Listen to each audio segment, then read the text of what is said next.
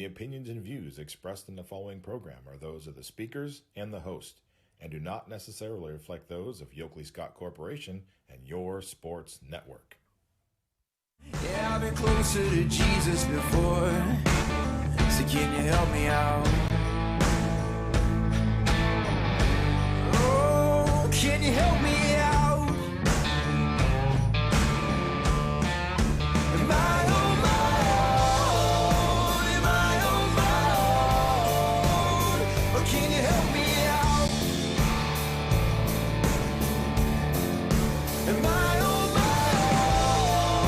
Am I on my own? Or can you help me out? Can you help me out? I've been scared to look in my soul.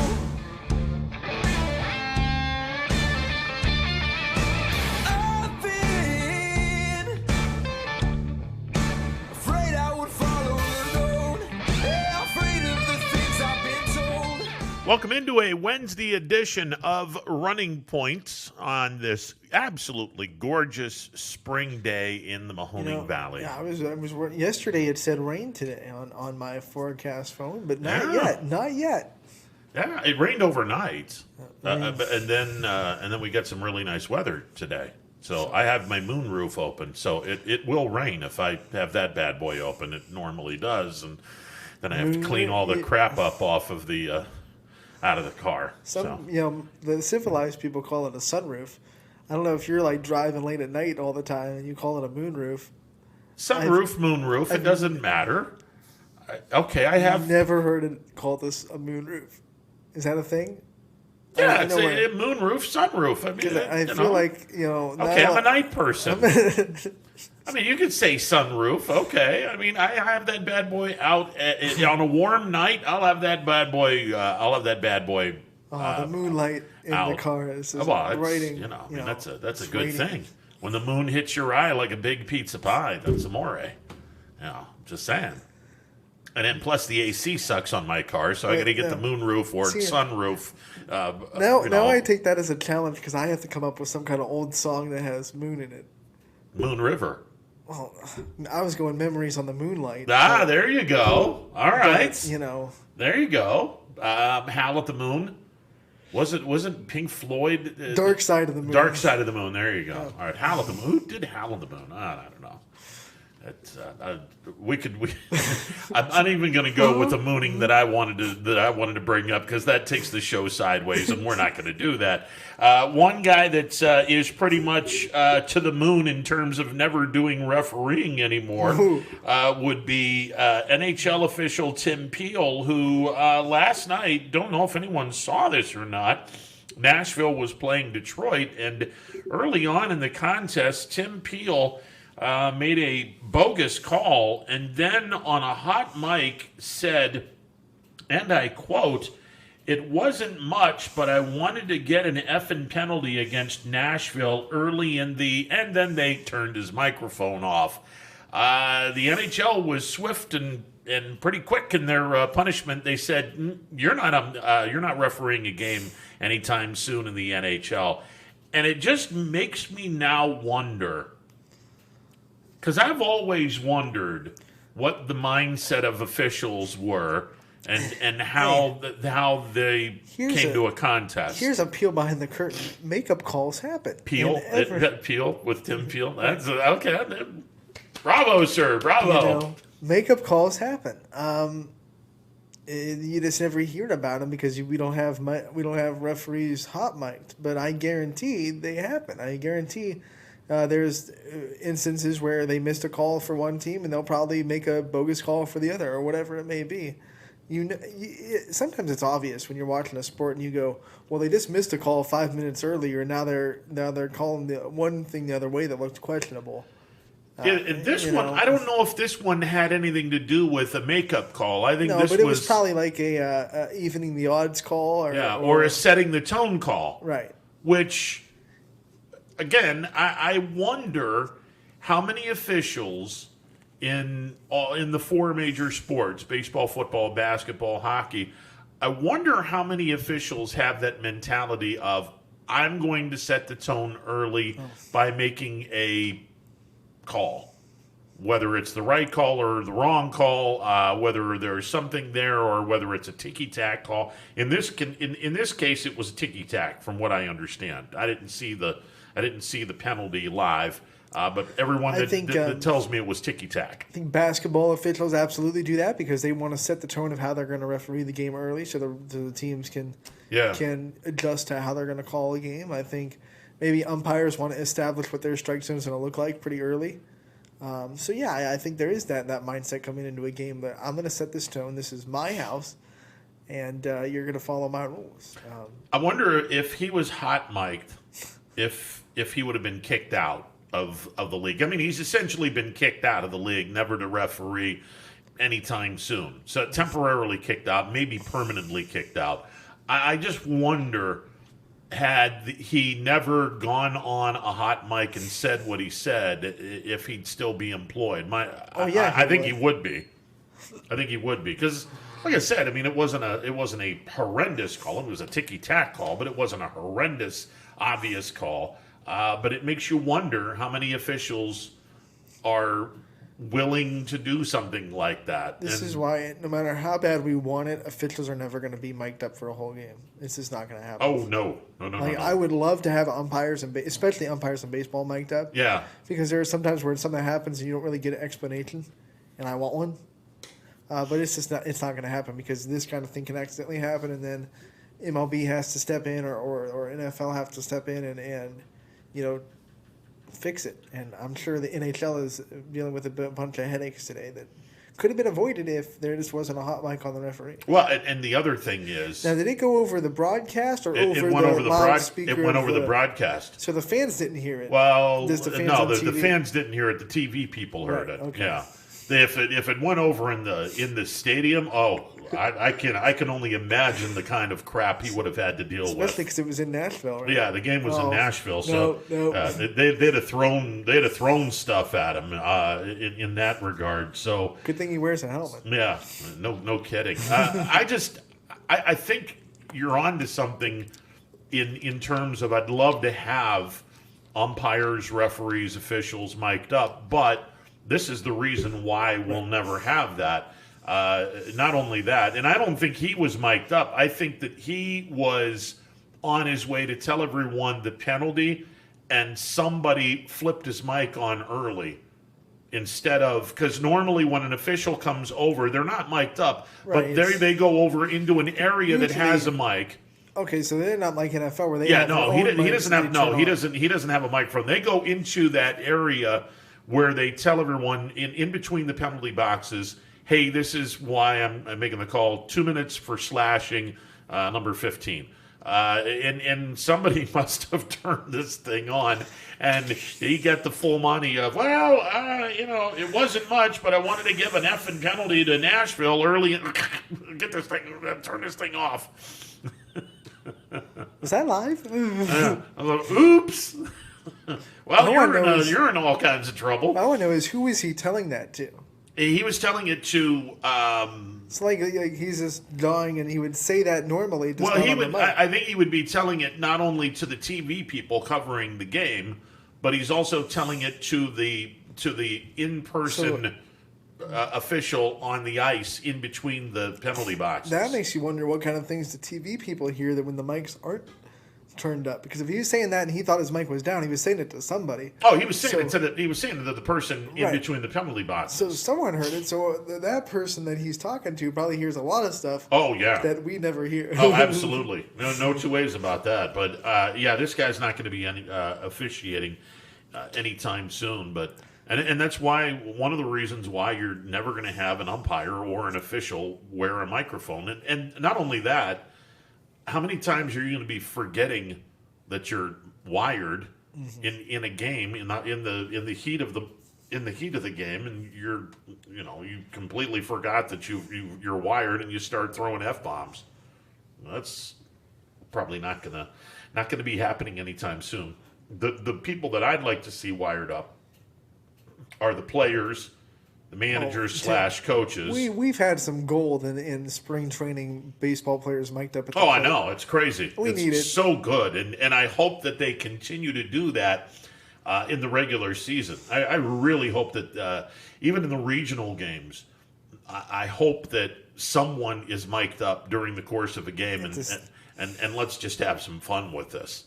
I mean, you prove that you can do it because you're doing it during spring training.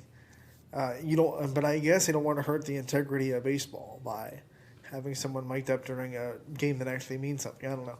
It's really fun to watch, and that's the only thing about spring training that's watchable is the players being mic'd up. Well, talking to the broadcasters while they're in the bat. Hey guys, you think that was the slider? Yeah, and that's kind of a laid back atmosphere in spring training that you get, and for the folks that are guaranteed to make a roster.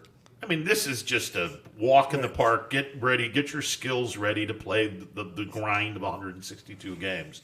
But the guys that are trying to make the club, they take it a tad bit more serious than the folks that are already guaranteed that they're going to be on the club. We're 9 days away, I think? 10 or 9 is something like that. We might actually, hang on a second. I think it's 9 or 8. 8. We're 8 days away because we start on April Fool's Day, which is kind of ironic that baseball would start on day, April Fool's. Yeah, it's kind of ironic that they would do that. Broadcast comes on, then shuts off, and we're starting tomorrow. Yeah. Good times. Opening day is always fun because you get the one day, and then the team has 2 days off, and then they'll start another series because you want to make sure that opening day has plenty of room in case it's rained out so they can make the spectacle out of it. Yep. So there's always that day off after opening day. So you get baseball, and then you have to get a day off. Yeah, so people are going to be playing Thursday and then Saturday and Sunday. Right. And if the Thursday game is banged, then they'll just go to Friday and go from there. Speaking of baseball, actually we'll go to the bigger ball, which would be softball. YSU taking 2 out of Northern Kentucky. Yep. And, man, it's been weird the last few days at YSU. They were supposed to play Detroit Mercy. Detroit Mercy's got COVID issues, so YSU added a doubleheader on Saturday against St. Francis, and then they played another doubleheader against Dayton on Sunday, and then they were playing another doubleheader yesterday against the Norse of Northern Kentucky. And I think it's been busy. I think this Northern Kentucky series was originally scheduled for this. I think they're doing the 2 at YSU, and then they'll do 2 at Northern Kentucky, the 4-game flip-flop. Yeah, well, they took 2 from Northern Kentucky, which is good because they dropped 3 out of 4 in their weekend. They went 1-3 against St. Francis and Dayton. So 3-3 over the last 6 games. Penguins are now in pretty decent shape. They're in 3rd place in the Horizon League. Yeah, and they split with UIC in their last Horizon League series, which was a big thing because UIC has dominated that conference for years.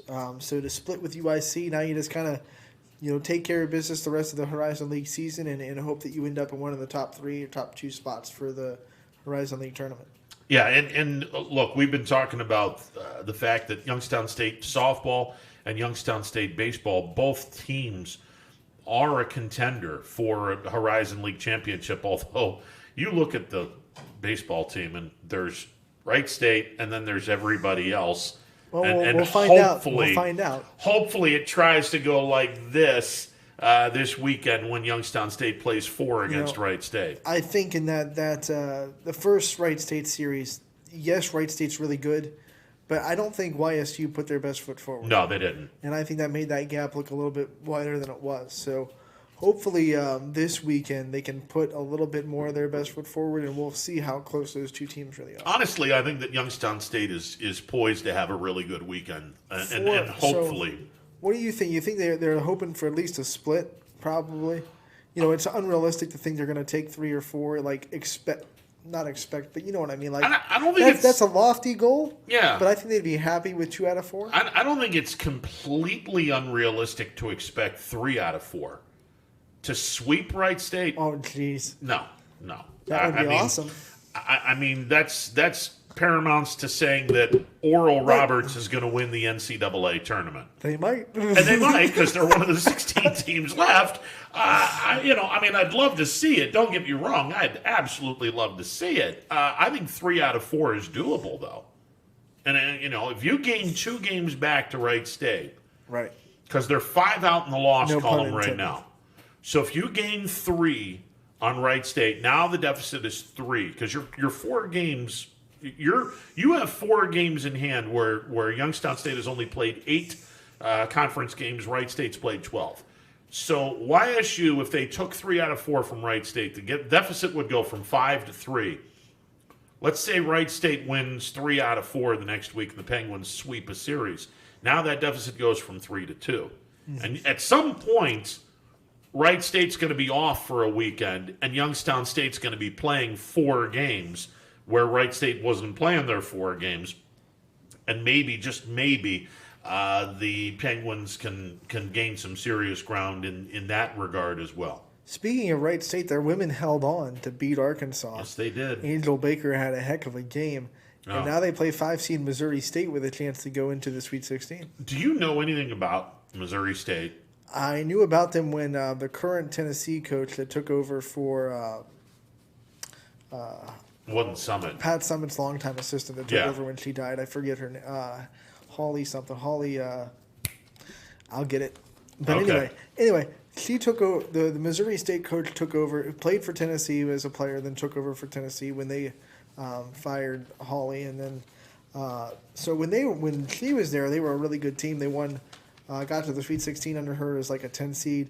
They're admirable. They're very, you have to be a team like Missouri State and be a 5 seed. You really have to show up.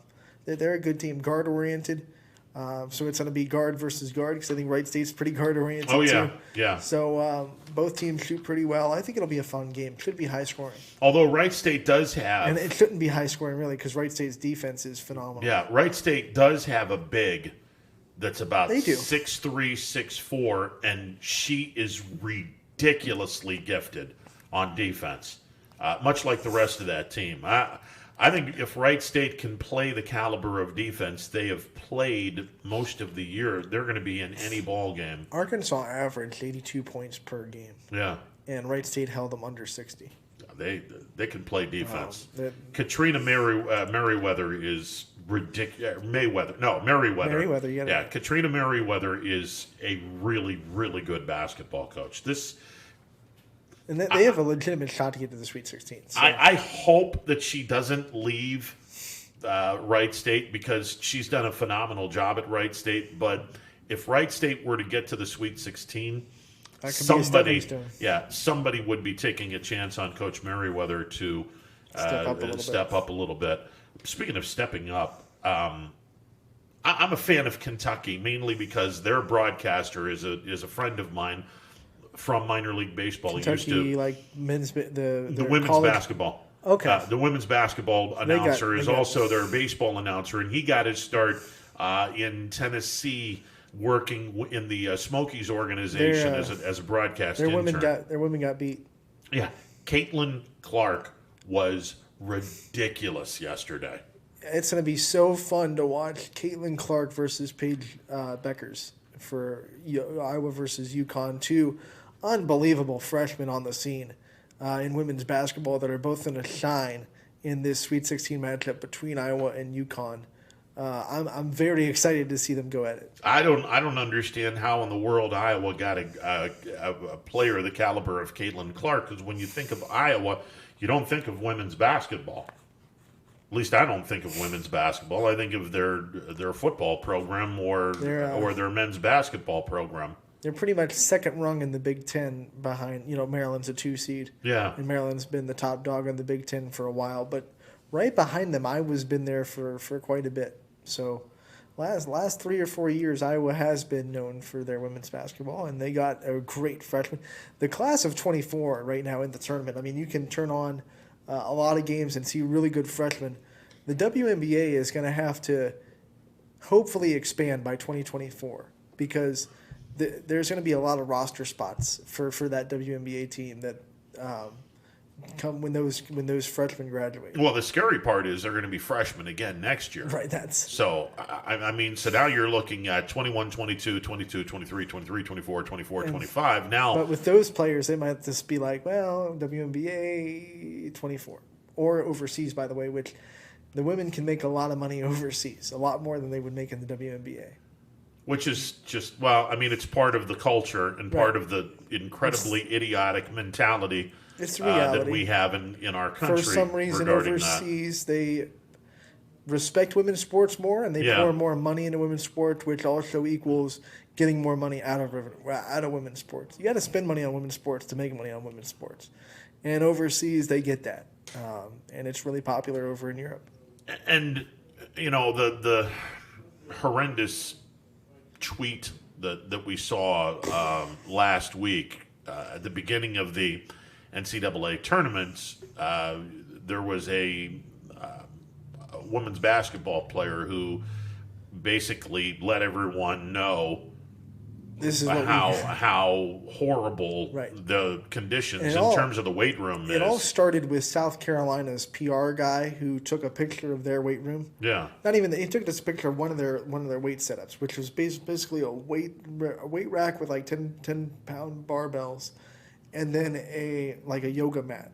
Yeah. And he's like, "This is what we got," and then he compared it to what the men got in one of their facilities. Yeah. And that went viral, and then NCAA had to respond, and they said, "Well, we thought there would be a lack of space," and that's when we saw the women's basketball player from Oregon go, "Oh, this is the space we have. This is the space that we have." And it was a bunch of empty. It was just a really bad look. Yeah, it was a NCAA horrible look. had to act really quick, and bravo to Dick Sports for just being like, "We're going to fix this," and Dick Sports pushed a bunch of weight equipment into San Antonio, so now all the women have all the equipment they'll need, pretty much thanks to Dick's for stepping up. Well, and they came out with a pro women's sports commercial really quick. They saw a golden opportunity to get their brand out, right? And they hit a home run with that. No pun intended with the sports reference, but it just goes hand in hand with the unfortunate stigmatism that is we don't support women's athletics as nearly as much, especially at the pro level. There's this disconnect where for some reason the culture sees women as a profession in sports and making a profession out of it as something that is so obscure that it just doesn't fit. And the WNBA has its problems as an organization that hold it back. So I'm not going to come out and say it's all the culture's fault. The WNBA has its own problems, marketing and everything else that hold itself back. So I don't want to ignore those and put all the blame on us as a culture. But at the same point, it's a double-sided road. Oh, absolutely. And I liked watching the WNBA when Cleveland had a franchise, the Rockers. I kind of enjoyed watching the Rockers play. This was a good season for the WNBA because they were in the bubble and there wasn't a lot on ESPN at that point. So people kind of, I would expect, I haven't looked, but I would expect the WNBA ratings for this year went up a little bit compared to the last couple of years because they got more games on. When you have more games on, you're obviously going to have more ratings. So ESPN had no choice, really, because there was nothing else to put on at that point when they were in the bubble. So hopefully we see some expansion by 2024 because there's a lot of freshmen that are going to be looking for roster spots. And right now, not a lot of roster spots available in the WNBA. No, definitely not. And maybe there is some expansion on the horizon. Speaking of horizon, I'm just going to be curious to know where Nneka Obiizer plays and how far up the rung of mid-major D1 are we talking here? Does she stay home and actually go to Minnesota and play for the Gophers? Her game was pretty damn special for a freshman last year. And again, wherever she goes, she's going to have 4 years of eligibility. And speaking of the freshmen, I mean, she's nowhere near as good as some of the freshmen that we're seeing on the stage, but she's pretty good. Yeah, that's true. I think a lower end Power 5, higher end mid major is a good landing spot for her. She definitely showed out this year. Dominated the Horizon League. Won 4 times freshman of the week? Yeah, 4 or 5. Could have been 6 or 7 because there were weeks where she had the numbers, but it's like well, you can't be. We can't give it 2 or 3 weeks in a row. Let's go. We got to find another person here. So, she had a great freshman season, and props to her for using that to try to make a step up the ladder. I mean, that's the way we live right now, where you have a good freshman season somewhere, you have the opportunity to step up a little bit. MP Vivo Heating and Air Conditioning hotline open for business. 330-886-0813. I was talking yesterday about YSU and how they opened up the season against 4 teams that were in the top 11. Well, here we go again. North Dakota got drilled by North Dakota State this past Saturday, I should say. And they went from the number 2 team in the country all the way down to number 6. So here we go again with the Penguins. This will be the 5th game in 6 conference games. The Penguins will be taking on yet another top 10 team. This will be the 4th top 10 team and the 5th top 11 program that they face in their 6-game schedule to this point. North Dakota is going to be ranked number 6 coming into the final home game of the 2020 season as the Penguins take on North Dakota. And I'll tell you what, Penguins have a really good chance in this game on Saturday. Even though North Dakota's defense is very impressive, I think the Penguins have a very good chance of pulling off an upset on Saturday. Penguins have to match North Dakota's intensity because they're going to come in really hot because, they got embarrassed a little bit in the Fargo Dome, and they're going to be really motivated. It's a playoff spot on the line. So the Penguins have to make sure they match that intensity. They can't get off to a slow start or come into the game a little bit flat because North Dakota is going to come in punching. So if Youngstown State can absorb the first couple punches and get past, because emotion only takes you so far in a football game. It'll take you maybe a quarter, maybe a half. But then football is football. So if Youngstown State can absorb the first couple punches that momentum and that emotion brings North Dakota State in with, then I think they'll be okay. They'll play right with them. Their defense will definitely keep them in the game. They just have to make plays on the offense like they had last week. Yeah, and the offensive line, which has been absolutely fantastic the last few weeks, they'll be tested because this defense loves to blitz. They're fast, and they love to get after the quarterback. And McLaughlin is going to have another huge game for the Penguins. I think draws are going to be big because you can take advantage of an aggressive defense. Absolutely. And also Mark Wade's ability to escape because blitzing teams might not be as disciplined in staying in their lanes. So Mark Wade's ability to escape the pocket might be big, and he can throw on the run pretty well. I think he throws better on the run than he does sitting in the pocket. So if he can escape the pocket, make some throws on the run, or find some space to run himself, that's how you beat a blitzing team. All right, 330-886-0813, the MP Vivo Heating and Air Conditioning hotline open for business. We got a lot of things to talk about. We got Brian Solnar coming up at the top of the hour. Match play this weekend. We will get the definition of match play, how this all works, and I don't have any. It's always confused me. Yeah, I don't have to worry about picking players because this week they've taken the week off with this. I guess you can't do anything with match play in terms of who do you like, this guy or this guy?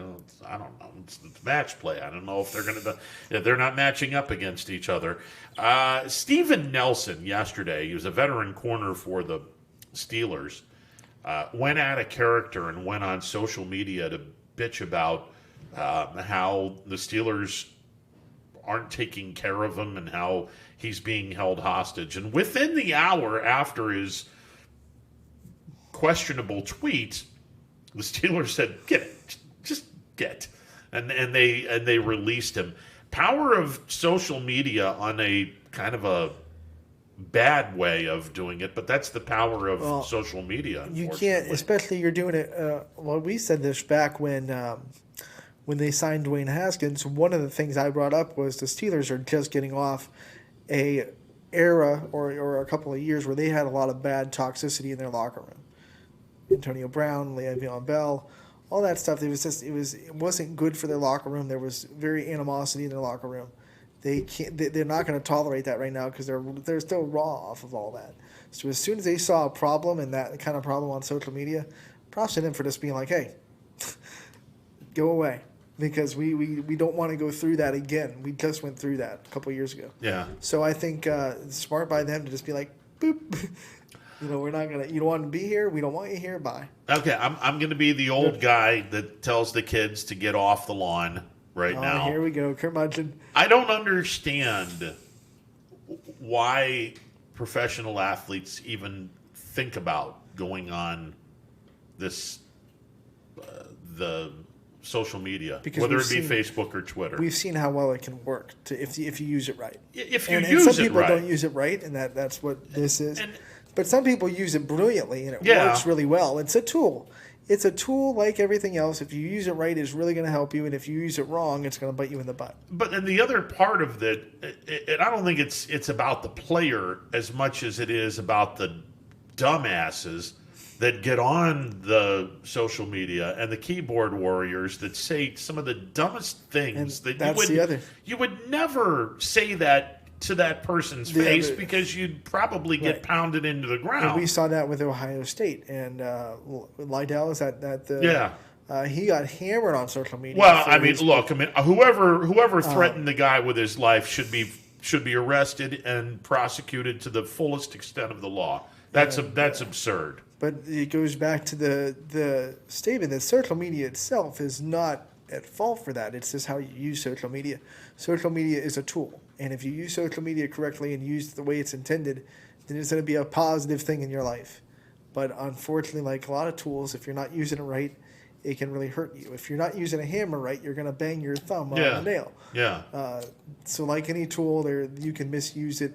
And unfortunately for that fan, he definitely misused it. And Steven Nelson, you misusing it as well. Yeah, it's not that I don't trust the players on their social media.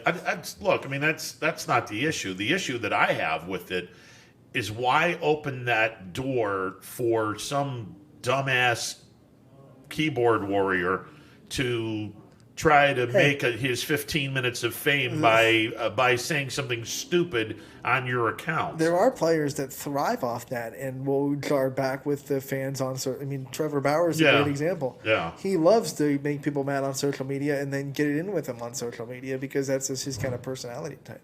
No, I get it, and it's So- just I don't know. I just have I'm not really that big on the athletes having social media. Of course, then again, this is the same person that says, hey, you're making $1 million+ a year. What the hell are you guys doing going out, driving and going to a bar or something like that? Go get a limousine or go get what's the driving stuff now? YouTube, Uber.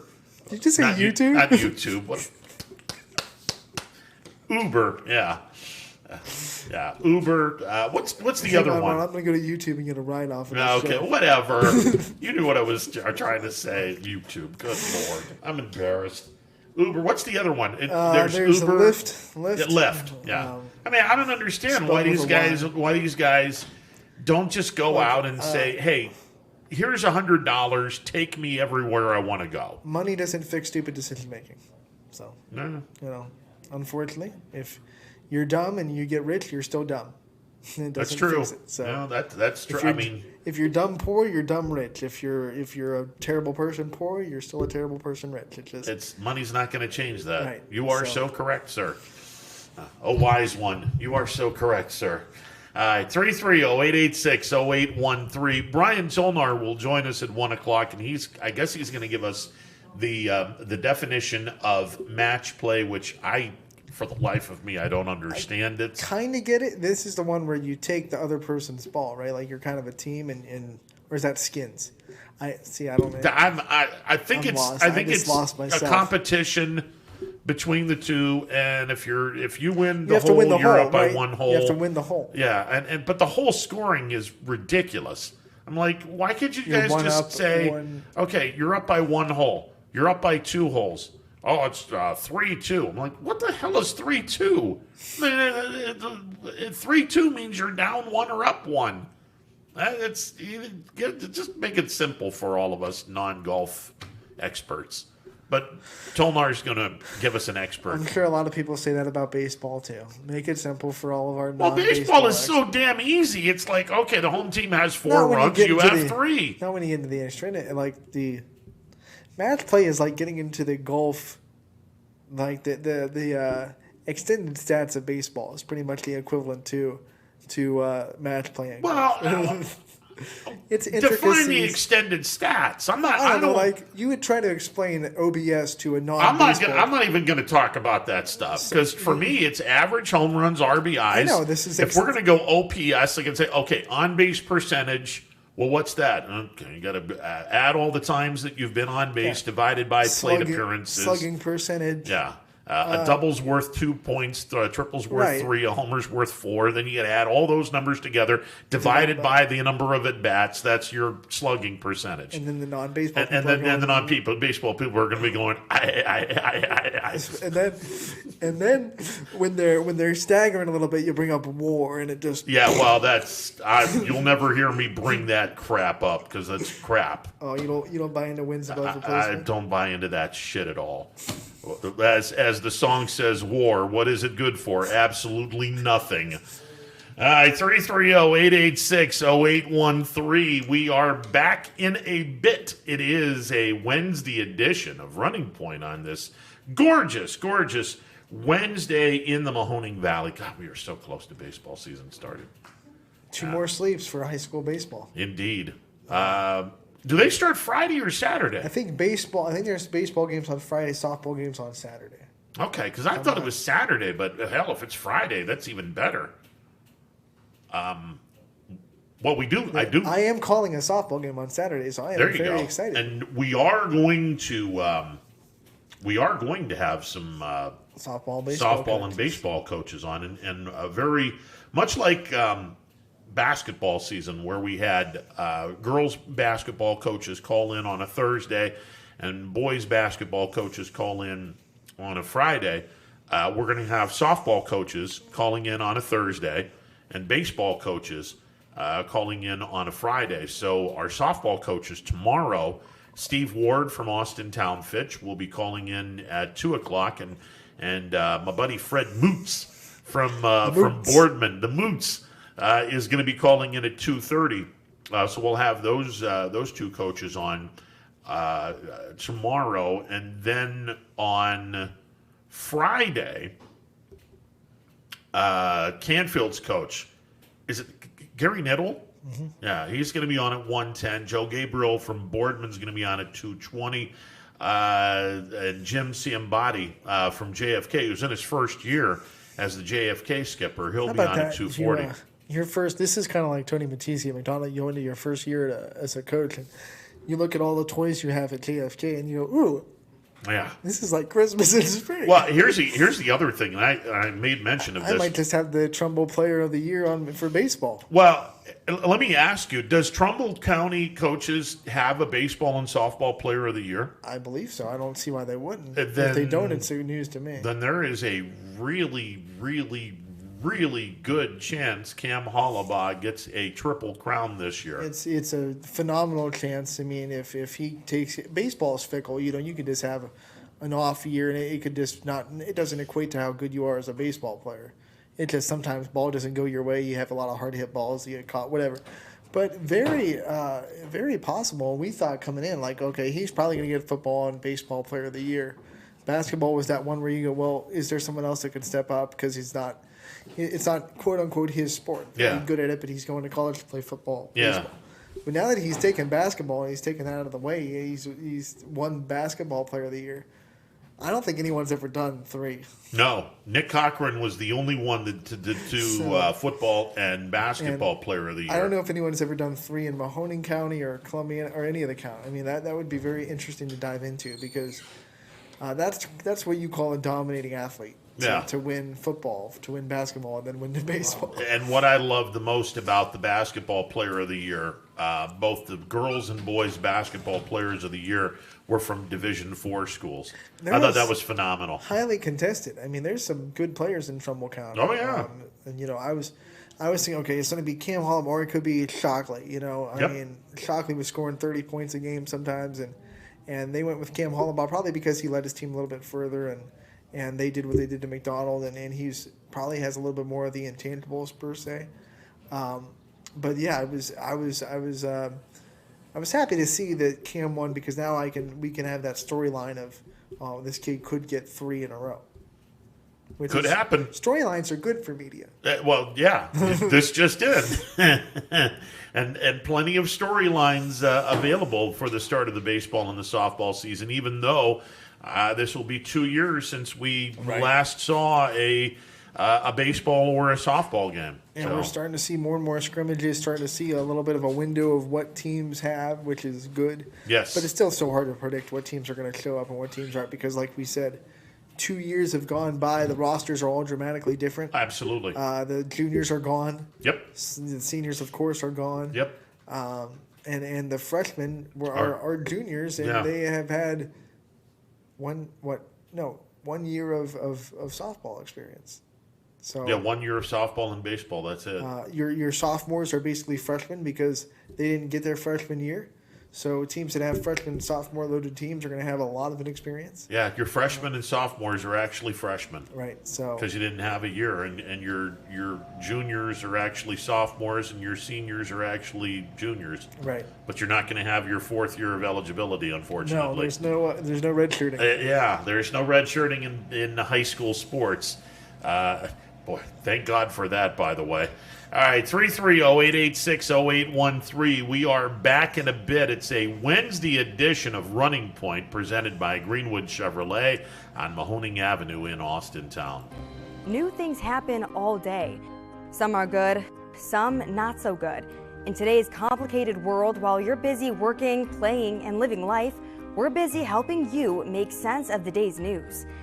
And there's only one place where it comes together with clarity, context, and accountability. It's 21 News at 6 with me, Madison Tromler, and Derek Steyer. 21 News at 6. It's what the day's news really means to you. Welcome home to a home made homier with Baird Brothers Fine Hardwoods.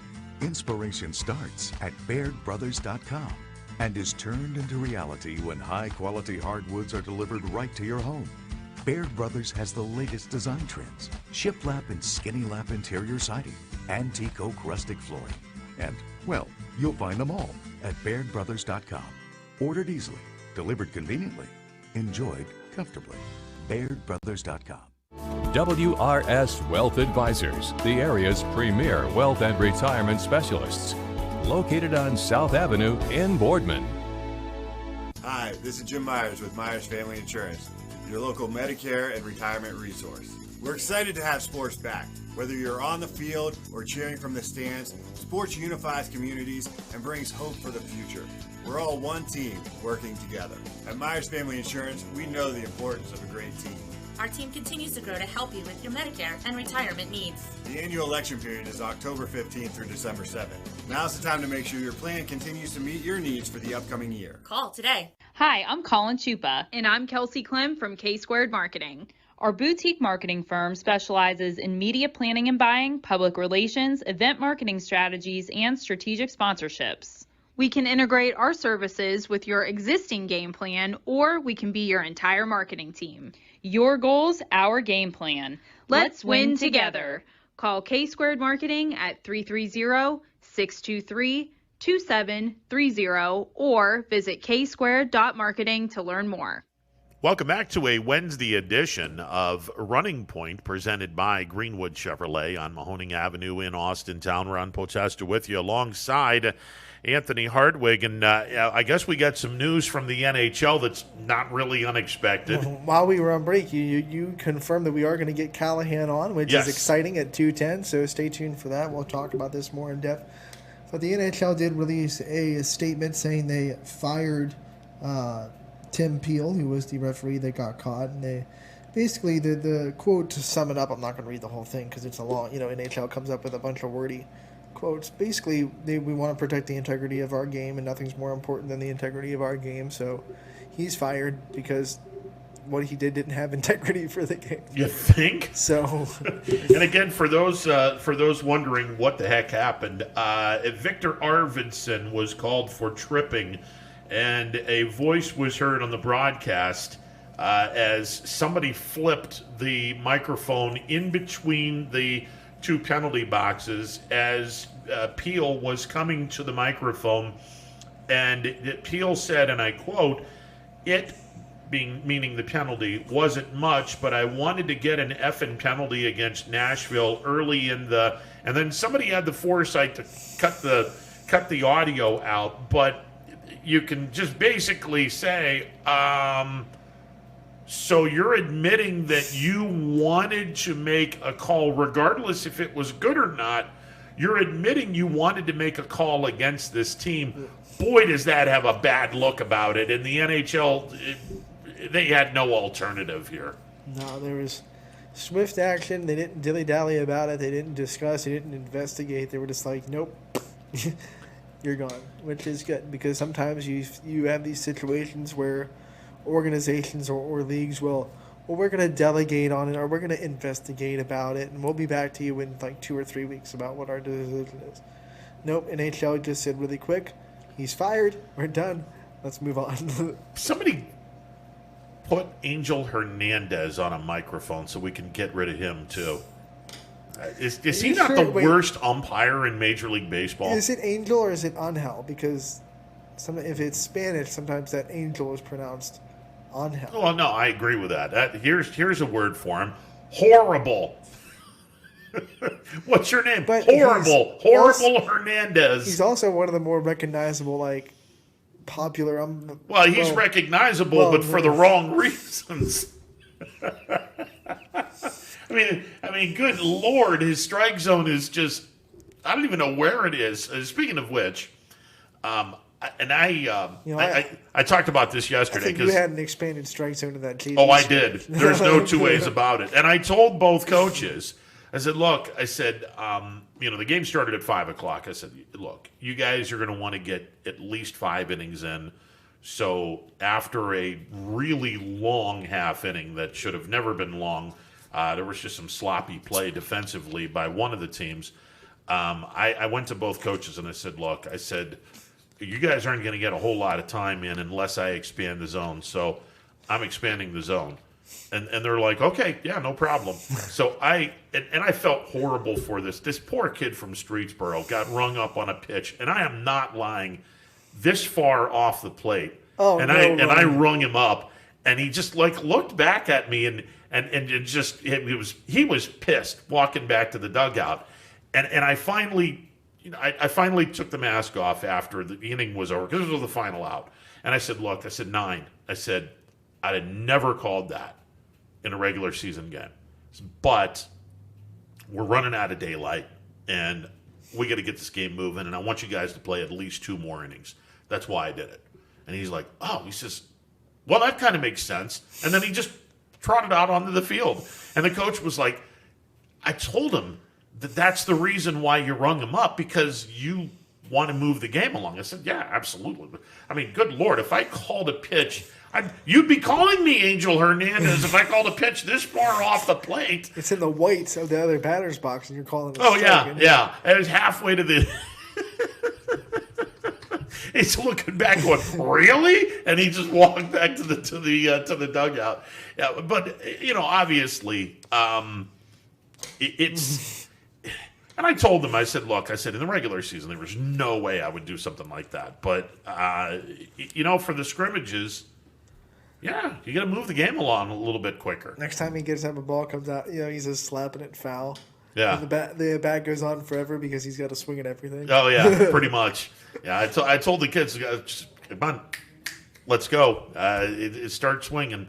Come on, Mighty Casey, you got to swing. Well, and here's the other thing that I brought up, and hopefully it's not going to be an issue this year. But a couple of nights ago, there's kids that weren't really going off the field and moving onto the field, and again, it bears repeating. In May and June, you have more time. If you're playing a game at 4:30, 5 o'clock, you have much more time because the sun's going to go down at 7:30, 8 o'clock. Even now, we're getting more and more time by day. But right now, realistically, at about 7:10, a game's going to get called. But doesn't Field of Dreams have lights? No, this one didn't. Oh, okay. The Colt Field didn't, unfortunately. Okay. And there are some. Scene Park has lights. Fitch has lights. Right. And that's why Scene can play doubleheaders. Yes. But a high majority of high school fields doesn't have lights. I don't know if there's any softball in the area. The complex, except for the Field of Dreams. Well, the complex up in Warren, don't they have lights? Niles, Warren, where's that complex? Wandell Park. Maybe, yeah. I want to say they have lights. But anyway, if you're in a facility that doesn't have lights, you had better understand, if you're starting a game at 5:00 right now and probably till mid-April, you're looking at a window no more of 2 hours and 15 minutes to play a 7-inning game. So it would behoove you to off the field, get on the field. If you're a first baseman, put a ball in your mitt, and with 2 outs and you're nowhere near coming up to the plate, get your gear, get your glove, get your hat nearby, and grab it. Get on the field as quickly as possible. Get off the field as quickly as possible, and let's roll the. Let's keep this rolling here. It would behoove you. It would behoove you. I went old school on people, and I didn't even have to go to YouTube to look it up. No. No. But you did have to go to book a ride home. Yeah, I'm going to go to YouTube to book a ride home. Apparently, so that's. But no, I think it's that's the one thing that I'm hoping that we get to see a lot of this year, where kids are moving on and off the field as quickly as possible. We never run usually in regular season games, the urgency's there. If they're not moving, the coaches yell at them to move because obviously regular season urgency is a lot more of a thing. So.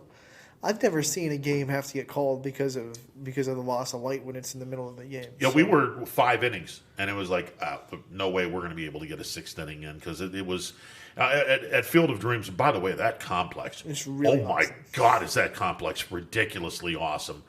As the sun goes down, you give that tree line, and once the sun goes near the trees, that you're pretty much toast. At that point. All right, grab the glow-in-the-dark ball. Here we go. Let's have some fun. See that glow-in-the-dark thing? It's going to get brighter as we get darker here. What makes it glow? Don't worry about it. Yeah. We found it in a nuclear plant, and these bases are going to be glowing as well. Homer Simpson brought these home from the nuclear plant on The Simpsons. Don't worry about it. Yeah, don't worry about where these came from. And this ball smells kind of. Don't smell it. Yeah, don't smell it. Glow-in-the-dark baseball. It's a game coming to a place near you. Sounds interesting. I think it would be. Well, here's the thing. The ball's glow-in-the-dark. The bases are glow-in-the-dark. Yeah, but the baselines are glow-in-the-dark. You better have a glow-in-the-dark catcher's mitt. Okay. Well, maybe the laces and everything can be glow-in-the-dark. So you can. The whole glove's not going to be glow-in-the-dark. But you can. Well, at least the webbing. The webbing has to be glow in the dark. Otherwise, you're throwing the ball literally in the dark, and you have no idea what target you're trying to hit. That would be nice. That would be cool. Glow in the dark baseball. The uniforms have glow in the dark pinstripes, so you can kind of see the. I think we're on to something here. I think this would be cool as all get out. I think we're on to something here. Maybe the folks at Wrigley. Oh, look at this. Little YSN very flag. Very off camera. We have our flags. Yeah, a YSN flag has been brought in.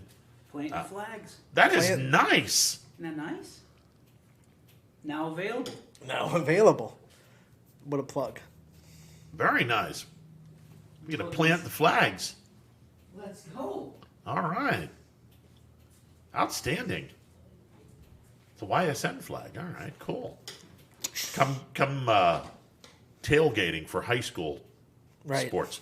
And what's really good about that is we're going to have, our announcers are going to be able to float it over the table so everyone knows YSN's there, we're YSN. And it's good because I think, even in basketball and football sometimes, especially if a team that's not a YSN school is playing there, it's nice to have something that says, this game, where YSN's here, we're being broadcasted, more people can come and ask, how do I get to this game? Otherwise, it just looks like two Coach Schmoes up in the press box with some kind of, you don't know what they're doing. Here's an idea for you, Mr. Marketing person. During football season, because everyone loves to tailgate, how about we do a YSN Team of the Week, and then next Friday, we do a tailgate from their place. We tested this during the playoffs. We did the game day show for South Range Crestview, and then we did it for the Springfield game the next round. I mean, it went off pretty well. So yeah. we're definitely mulling that over, or we can go to a site for a pregame show for one per Pacific week. Yeah. And have our pregame show at that site, and then kind of have, audible call like we normally do, and have the whole thing. So. Yeah.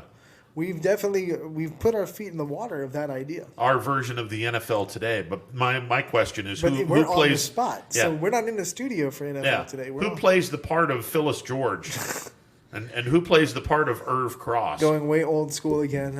Listen, I mean, all of them are gone now except for Brett. A lot of our high school viewers just went whoop. Well, I mean, that's the standard of NFL pregame shows, long before the mess that you see now.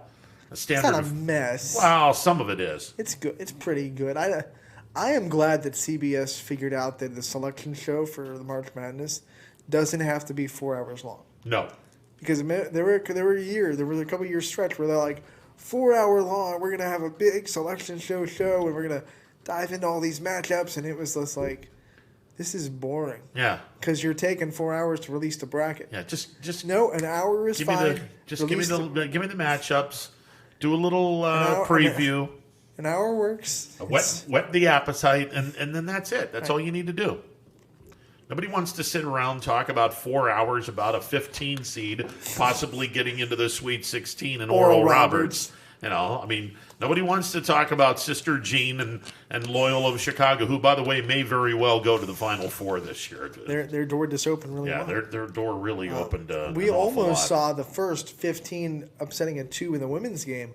Troy came dangerously close to upsetting Texas A&M, and I'll say officiating was questionable down the stretch. I'm not someone that I've ever said officiating wins or loses games, so I'm not saying that because they dug themselves a 16-point hole. They had to come all the way back from it. There's definitely things they could have done better to win that game. But there were about 3 calls down the stretch of that game, by the way, that were not going their way. And it hurt them. But we were very close to seeing, and it never happened in the women's game. We've had a 16 beat a 1 in the women's game, but we've never had a 15 beat a 2. That's interesting. You've had a 16 beat a 1, but you've never had a 2-15 upset. Nope. Interesting. Because 2-15 upsets, I mean, it's rare, but it's happened more than a few times in men's basketball. That's interesting. All right, we're going to get Brian Tolnar on the air, and he is going to give us a tutorial on what match play is all about and why they go 5-3, 3-2, 5 and dime, noon to 6. I don't know what the hell the numbers. This is what our plan is, Brian. We know what we're talking about, but for the people that don't, why don't you just explain it? Wow. Pretend like we don't. I don't. You have to look smart, Ron. Well, wink, wink. What, these glasses don't make me look smart? We have to get Brian to tell us about it without letting him know that we need to know about it. Oh, no, trust me. Come on. Brian, I'm dumb. Please explain this to me. You're a terrible wingman. Yeah, well... Yeah. Anthony knows exactly what's going on, but he can't explain it to me like you can. Please explain it to me, because I'm dumb when it comes to this stuff. Oh, Lordy. All right, Mr. Tolnar coming up next. Stick around. It is a Wednesday edition of Running Point presented by Greenwood Chevrolet on Mahoning Avenue in Austintown. Baird Brothers remains your source for fine hardwood products. For the time being, we're open for customer pickup only on weekdays, 9 a.m. to 4 p.m., and Saturday from 9 a.m. till noon. Place your order online at BairdBrothers.com. Baird Brothers, for the place you love. Quality, customer service, and integrity. Those are the 4 words that have driven our success since 1957 at Joe Dickey Electric. Joe Dickey Electric is one Mahoning Valley landmark business that stays current with the requirements of our customers. Family owned and managed, we are an electrical contractor and energy solutions provider. Every member of our team adds to his or her skill set through ongoing training. Residential, commercial, industrial, automotive, and more. We keep ahead of the needs of our customers with a fleet of more than 50 vehicles and 24/7 emergency service, so you're never left in the dark. The 4M Company, being an architect and construction manager for over 40 years, has had the opportunity to use many different electrical businesses for our projects. The depth, quality, and knowledge and attention to detail displayed by Dickey Electric makes them stand out above all the rest. For state-of-the-art expertise and a timeless commitment to our customers, contact Joe Dickey Electric. We are everything electrical. The 2021 Auto Show must go on. Exclusively at Greenwood Chevrolet. Save more during the Extra Mile Auto Show with employee pricing for everyone on some of our most popular models. Plus, get an additional $1,000 on the value of your trade. Schedule a test drive today to experience the 2021 lineup for yourself.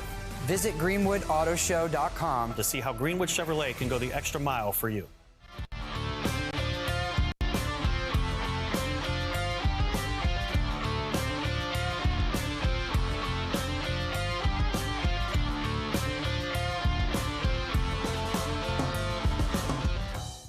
Planning a project around your home or rental property? Trust the electrical service to the local experts with 62 years of serving the Mahoning Valley. Joe Dickey Electric is your local go-to source for responsive, reliable residential electrical work. From everyday maintenance and repairs to new installations, electrical upgrades, and safety inspections, no job is too big or too small. Call Joe Dickey Electric today, 800-549-3976, or visit DickeyElectric.com. That's DickeyElectric.com. Welcome back to a Wednesday edition of Running Point presented by Greenwood Chevrolet on Mahoning Avenue in Austintown. It's a gorgeous Wednesday afternoon, and joining us as he does every Wednesday at this time, the guru of golf, the man who runs Mill Creek better than anybody. He is the one and only Brian Tolnar. Brian, I got to ask, did you guys open up last weekend? We didn't get open last weekend, but we did open at noon on Monday. Yeah, the 2 inches of rain on Thursday kind of did us in. However, it cleaned everything up, and when we kicked it off Monday, it's been just gangbusters. It's like we never stopped from last year. So yesterday, and obviously Monday's been solid today. We've got people just coming in from every direction. So it's an awesome feeling to have. It's like 75 degrees and sunny. We're grooming the South Course this week, so that may open a week ahead of schedule. It's set for the 5th of April. I could see it possibly opening next week, depending upon what Mother Nature throws at us this weekend. But it's, for the most part, very dry. Course is in good shape. We just verticut the greens today. We cut and rolled them Monday and Tuesday. Verticutting takes a little bit of the thickness out of them, so they're rolling nice and smooth and fast. Everybody's enjoying themselves, and they're just happy to be back out here.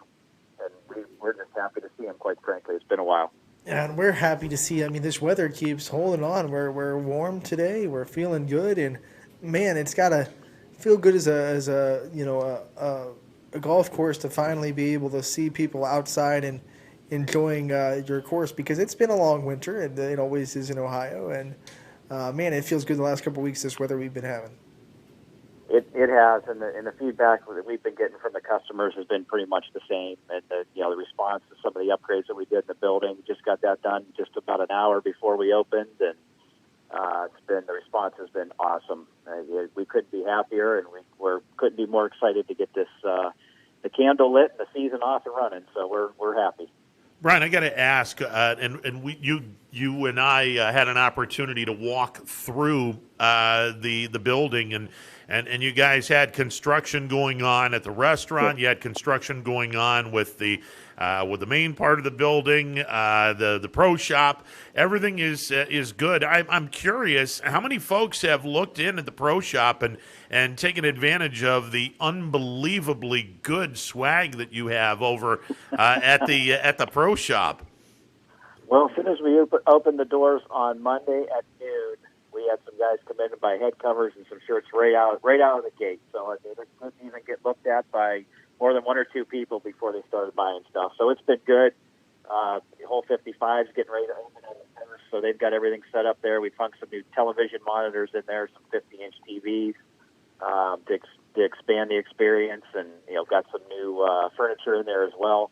That between the lobby, the restroom upgrades, the ceiling, painting, insulation, new lighting, it's been fabulous. And when you walk in the door, we've got a lot of people that step in and they're like, "Oh wow, well, you guys have been busy this weekend or this winter or the off season." So it's been nice to be able to hear that. And that's from folks that are just coming out. Our leagues really don't start till the end of April, middle part of April, end of April.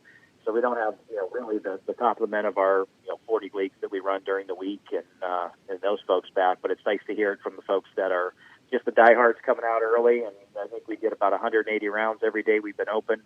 So it's been very, very active to the point where we're trying to get the South Open a little bit quicker to lighten the blow on the North Course a little bit. The driving range is not too far behind as well. We just put the mats and stuff out for that.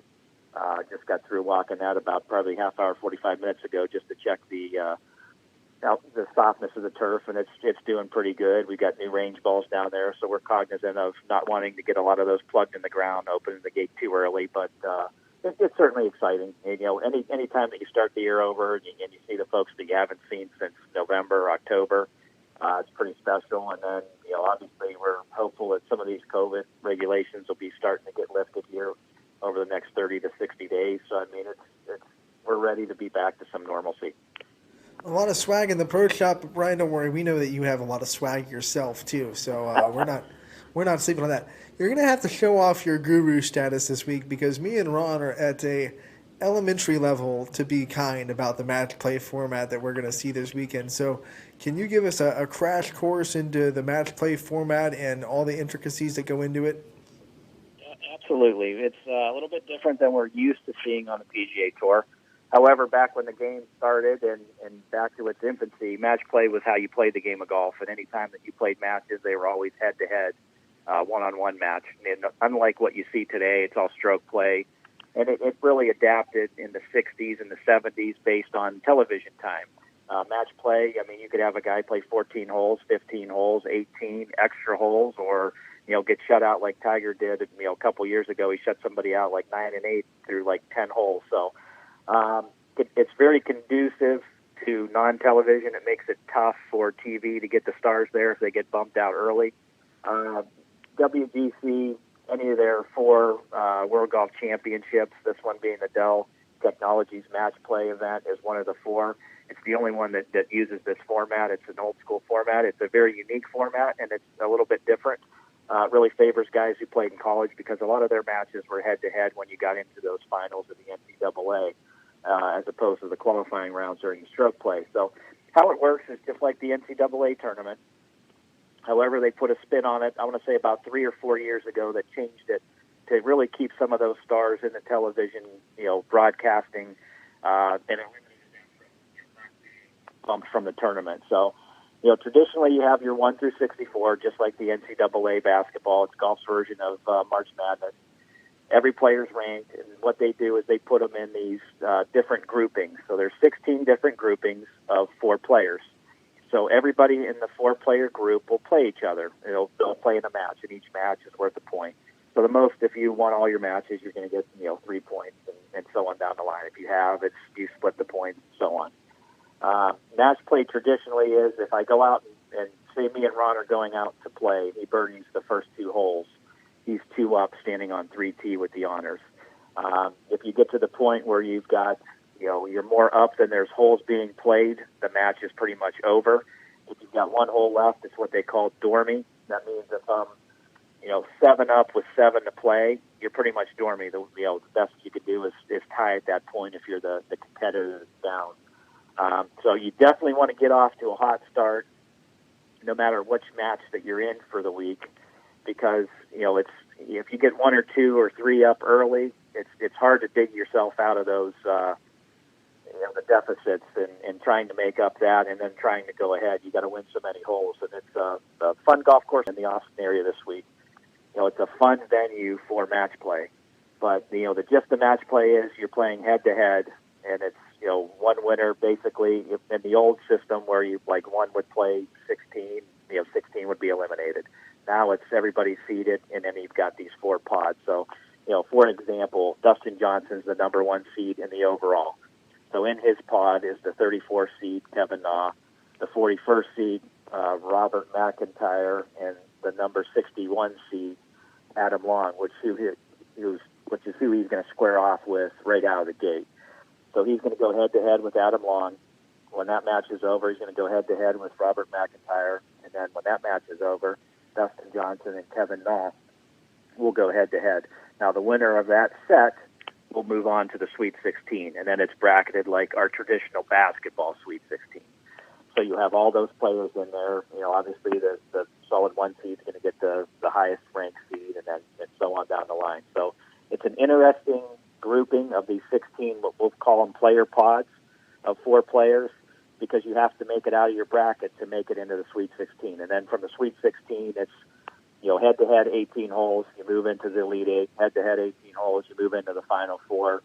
And then once you get down to that final match, it's a 36-hole, showdown on Sunday. So they'll have basically the 1 and 2 will play, and the 3 and 4 seed will play as well. So there'll be 2 matches going on. Because of television, you're only really going to broadcast 4 people playing a match at that point on Sunday. So they throw that extra match in there just to give it some oomph to it, and then they have the players, the first through 4, will end up winning the most prize money, with the winner's take of being over $1.82 million. So they're playing for $10.5 million this week, and almost $2 million goes to the winner. So, based on how you finish first, second, third, or fourth in that Final 4, unlike win and move on, which is what we see with basketball, this is a little bit more fortuitous. So 4 seed could actually finish third when it's all said and done.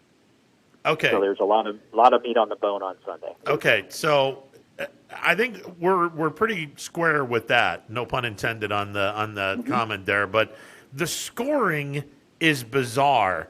Now, while you were speaking, I was looking at Ian Poulter had already gotten his match with Rory Mcilroy, and Ian Poulter won the match 6-5, and I was trying to figure out, what does 6-5 mean? And then it dawned on me, and I want to make sure that I'm correct on this.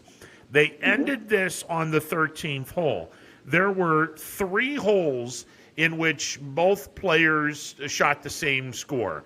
Poulter had a 7-2 lead on Rory McIlroy. Actually, I beg your pardon, an 8-2 lead on Rory McIlroy. So he was up by 6. And the match stopped after the 13th hole. So there were 5 holes left. He was up by 6, hence 6-5. Is that correct? Yep, absolutely. So he ran out of holes, more holes than there was left for him to win, to be able to win the match overall. So 5 holes left, and he was 6 down because he won. It sounds like Poulter won the last hole to go up to 6. And he was 6 up with 5 holes to go. You can't win 6 holes because there's only 5 to play.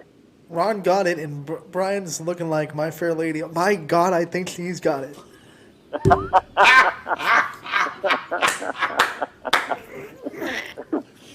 I believe, young Sal, you have taught us the game of golf.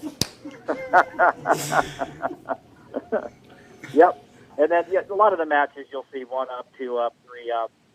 Unless you're really taking a beating, 6-5, 3-4. The player's winning that last hole. That all he's got to do is tie 1 more, and it's over anyway. But he ends up winning that. Puts you to sleep early. That's all. He just buries you. Now I haven't seen any of these when I made these picks. This morning before any of this started. So I'll give you that. As we go in and do each one of these quadrants, I've got 16 that we'll kind of go over all the players. And kind of figure out who we want to do to get us into that Sweet 16. Just for a reference point, I didn't look at anything that was on TV and haven't been around. Been working too hard to be able to do that. Okay, let me run through what we have. The grouping of Rory McIlroy, who's number 11. And Ian Poulter, who's number 60, Cameron Smith, who's number 25, and Lanto Griffin, who's number 46. Poulter knocked off McIlroy 6-5. Smith beat Griffin 1 up.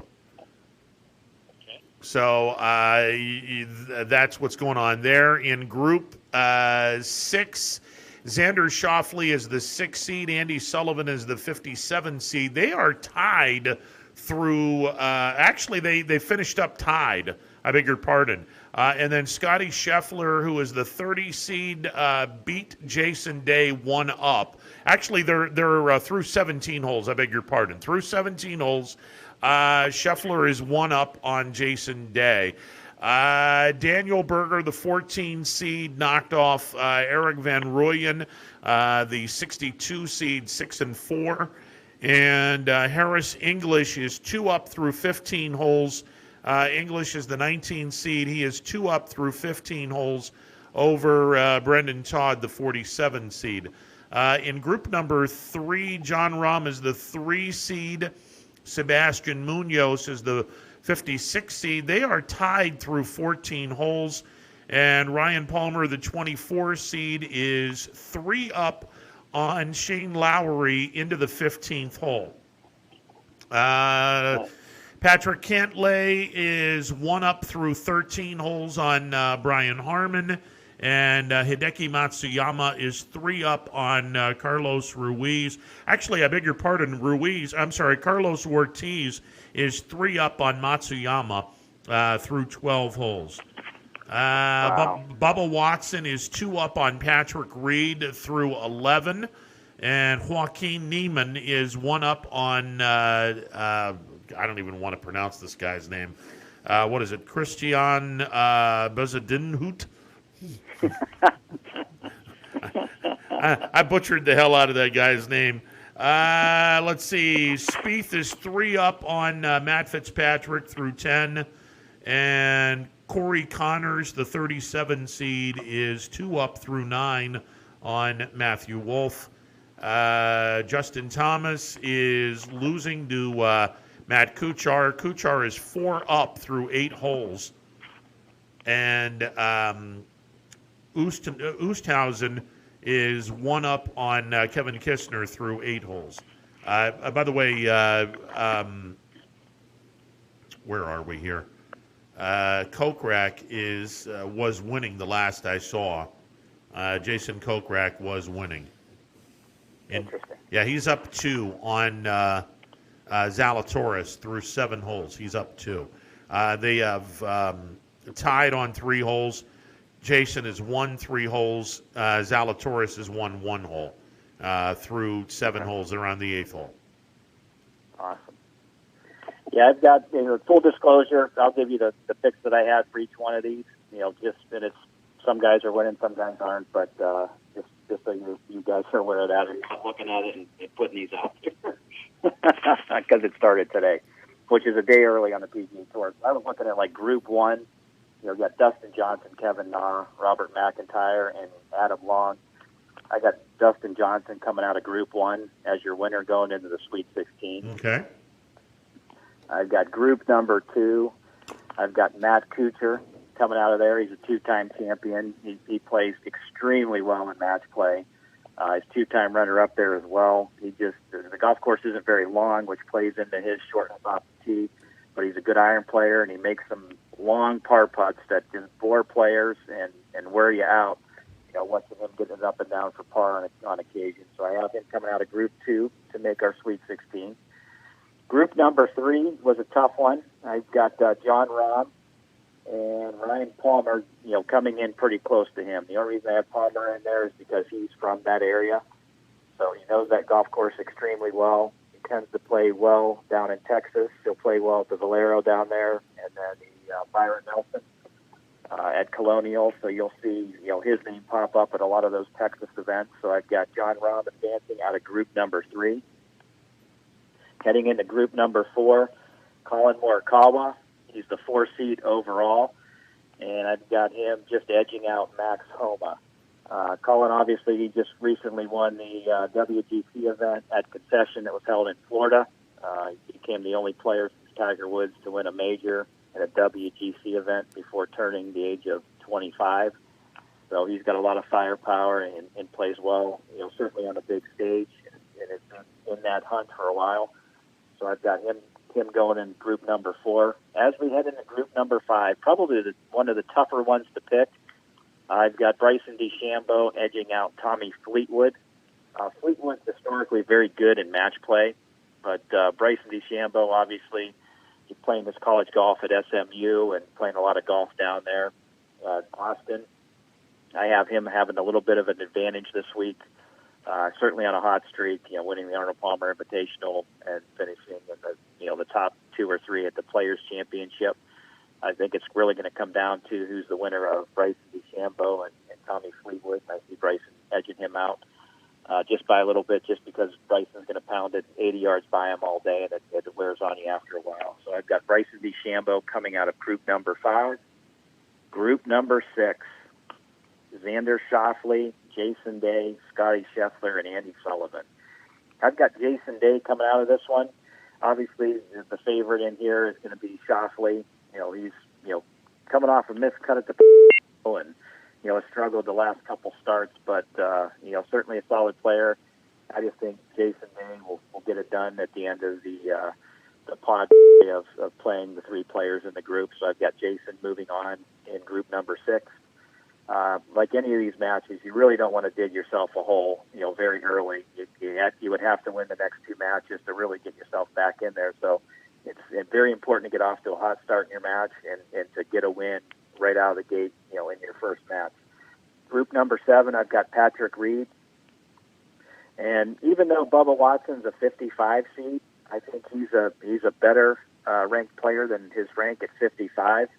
He's going to play Patrick Reed one-on-one. Patrick Reed's probably one of the best head-to-head match play players. He's 6-0 in Ryder Cup and President's Cup head-to-head singles matches. So, I think that suits him well. When he played at Augusta State and won some NCAA titles, he won in the match play format there as well. So he's very used to it, and he's very intimidating when you're playing him head-to-head. It gets to be very intense, so I have Patrick Reed coming out of Group 7. I will tell you right now, and we're speaking with Brian Tolnar, those two guys are going head-to-head right now, and Bubba Watson is 2 up on Patrick Reed through 12 holes. Yep, so he's got to hunker down and get it moving. There's no doubt about it.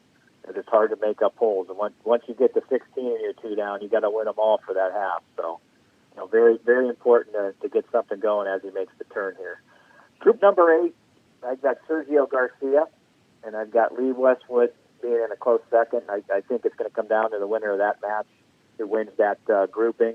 Sergio's got another one, like Patrick Reed's got a lot of experience in winning singles matches and Ryder Cup throughout his career from 19 and 20 years old on. I just think he's tough to beat head-to-head as well. Obviously, Terrell Hatton's probably the favorite in that group based on how he's played as the number 8 seed, but I think Sergio gets it done in the match play format. So I've got him coming out of group number 8. And then we head into group number 9. Easy choice would be Webb Simpson here. He plays well on Pete Dye courses, and he's got some North Carolina roots that makes him play well on Pete Dyes just because a lot of his designs are down around there. But I have Paul Casey coming out of there. He's a 2-time match play champion. He's another one of those guys like Kuchar, also has 2 runner-ups there. I just think head-to-head in match play, Paul Casey just quietly and slowly but steady gets it done. I've got him coming out of Group 9. Heading into Group number 10, it was a toss-up between Patrick Cantley and Hideki Matsuyama, and I think it'll probably come down to their match. Hideki's, similar to Kuchar in the fact that he doesn't hit it extremely far off the tee. However, he does hit a lot of fairways and he does hit a lot of greens, so he gives himself a lot of birdie putts. Albeit, may not be 10 or 15 feet. He may be outside with 20 or 30 footers, but he's on the green, always putting for birdie, where a player may miss a green or two. So I think that wears on you, and I gave him the slight edge, but it's a close one. Hideki Matsuyama moving out of group number 10. And then group number 11, Rory Mcilroy, I'll tell you what, has struggled mightily since the Players' Championship. Although he comes in at an 11th seed, I have Ian Poulter moving out of this region as the 60th seed. Again, like Sergio Garcia, plays good in match play, has always played good on the European Ryder Cup in match play format. I think that's an advantage to him. Even though Roy's got some great experience in Ryder Cups, I just think he's really struggling with this swing. Before, when he started the year, he hit the ball great from tee to green, struggled with the putter. He started, putting it a lot better, and then the swing just, the wheels just fell off the tracks there. So I think he's, got it in his head that he's struggling from a perspective of, just not knowing where to go to hit the ball and hit the greens and hit the fairways that he's accustomed to doing. So I have Ian Poulter moving on. Shooting into Group 10, this is probably the toughest of all of them. Tony Finau's a solid player. Jason Kokrak has played great the last couple weeks. Will Ztorius, is a name that we talked about sneaking around the chicken coop. I think you guys had him picked for a couple events. He's played great the last 8 or 9 weeks. And Dylan Fertilli, even at a 64 seed, he's won a couple times on the Webb.com or the Corn Ferry Tour. So, I mean, he's accustomed to winning and playing. And you can have a guy that's very quiet, upset some of the bigger players. I've got Tony Finau moving out of this region. Will Zalatoris, close just because he's around there. Cook rack him up and down on, whether he has it or not in match play format. I haven't seen too much out of him from match play. So I give the edge to Tony Finau, obviously being the 12th seed and the better of the 4 players in the rankings. So I'm going to go there just with chalk. And then we head into the last 4 quadrants. We've got Group 13. Victor Hovland, Abraham Answer, Bernd Berger, and Kevin Strielman. Kevin Strielman is a birdie machine, absolute birdie machine. I think he plays extremely tough. I think he's going to make a ton of birdies, and in match play, you have to make a ton of birdies to win holes, and I think it could bury some people early on in their matches. I have him moving out of Group 13. Even though Victor Hovland's tough and the 4th-ranked player in the FedEx Cup points, I think Kevin Strielman makes a ton of birdies, and he can make it in a short period of time. I think he's got the PGA Tour record for 7 or 8 consecutive birdies in a row. So when push comes to shove in match play and you've got a guy that makes a lot of birdies, I would be looking at Kevin Strielman to see what he's doing. Group 14, Daniel Berger. I've got him. He's been so steady in 2020 and 2021. 15th ranked player in the FedEx Cup. He's won the Charles Schwab Challenge. So he's got 4 top 10s, I believe, this year already.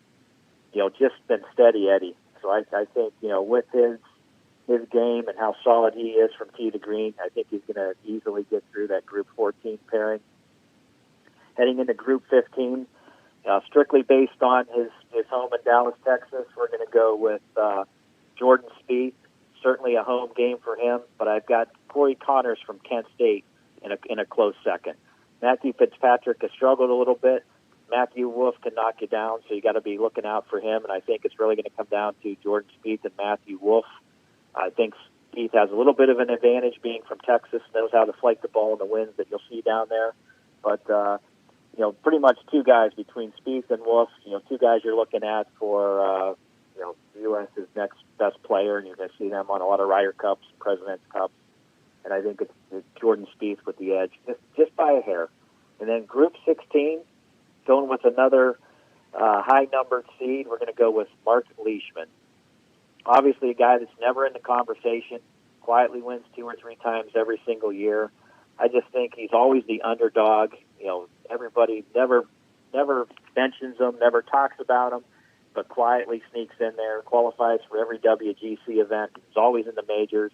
Not necessarily winning them all, but he's got top 5, top 10 in a lot of those events. But, certainly, comfortable with winning and used to winning, and obviously playing on some international teams. Certainly is no stranger to the match play format as well. So, our Sweet 16 is looking at basically Dustin Johnson, obviously the number 1 seed, Matt Kuchar, John Rahm, Colin Moricawa, Bryson DeChambeau, Jason Day, Patrick Reed, Sergio Garcia, Paul Casey, Hideki Matsuyama, Ian Poulter, Tony Finau, Kevin Strielman, Daniel Berger, Jordan Spieth, and Mark Leishman. Interesting. I mean, this is interesting. Are they going to be doing all 3 of these rounds today, the head-to-head matchups today, or is it spread out today and tomorrow? You do the 3 head-to-head matchups in your quadrant, and then whoever wins, they go into the Sweet 16. How are they going to do this to spread out the 5 days that we have until the championship on Sunday? Well, you're going to start with, by starting early, starting on Wednesday. Traditionally, we start on Thursday at a PGA Tour event, so they're starting on Wednesday. They'll go Wednesday, Thursday, Friday. That'll be your matches to get in the Sweet 16. Because there's only 16 players, you're going to play 2 matches, a morning and afternoon. And then, when we get to that final, you'll play a morning match, I think, that from the final 4 to get you down to 2. And then you'll play your 36-hole final. So there's going to be a lot of golf Friday, Saturday, and Sunday. but starting early gives you the opportunity to be able to go out there and get it done. 64 players is a manageable group to get around the golf course easily. You know, with the fashion of a normal tournament, you're looking at 156 players, 144 players. So it's a quite limited field. There's an alternative event going on in Punta Cana for the players that aren't in that top 64 that'll still be able to gain some points. But the points in the WGCs are obviously elevated. They're definitely worth going. So I mean, from Final Four, I don't know where the brackets are going to end up lining up for the Final Four, but if you had to pick 4 players, Dustin Johnson, Matt Kuchar, Paul Casey, Patrick Reed are my 4 solids, with my 2 Cinderellas being Kevin Strielman and Daniel Berger. Give it a little NCAA flair this week with the Cinderella story.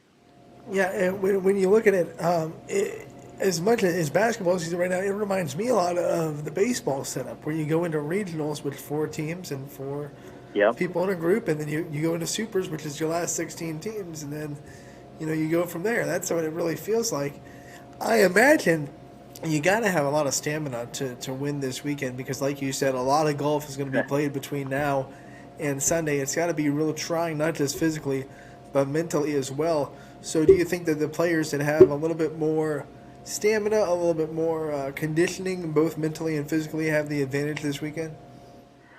I think certainly they do. It's a lot of walking, playing 36 holes a day. That's why, like we talked about earlier, it's very important to get off to a big lead, because that saves you some holes each match. So if you get through your match in 14 or 15 holes, that saves 3 or 4 holes in your morning match. You play an afternoon match, you do the same thing. That could save you 9 holes, and you could be playing 27 while other players are going, to the limit of, playing 36 holes, or, going 18 and 18 both times in their match if they have. So, getting that firepower early. And I just think, when you head to Austin Country Club, obviously being a P-Dye design, it's a par 72 course that the players will be playing as a par 71 this week with the match play format, one-on-one versus stroke play. I think there's some exciting golf. It's a great venue for match play, because there's a lot of holes that you can drive from a par 4's perspective. There's some fun little par 3s, being 135 yards.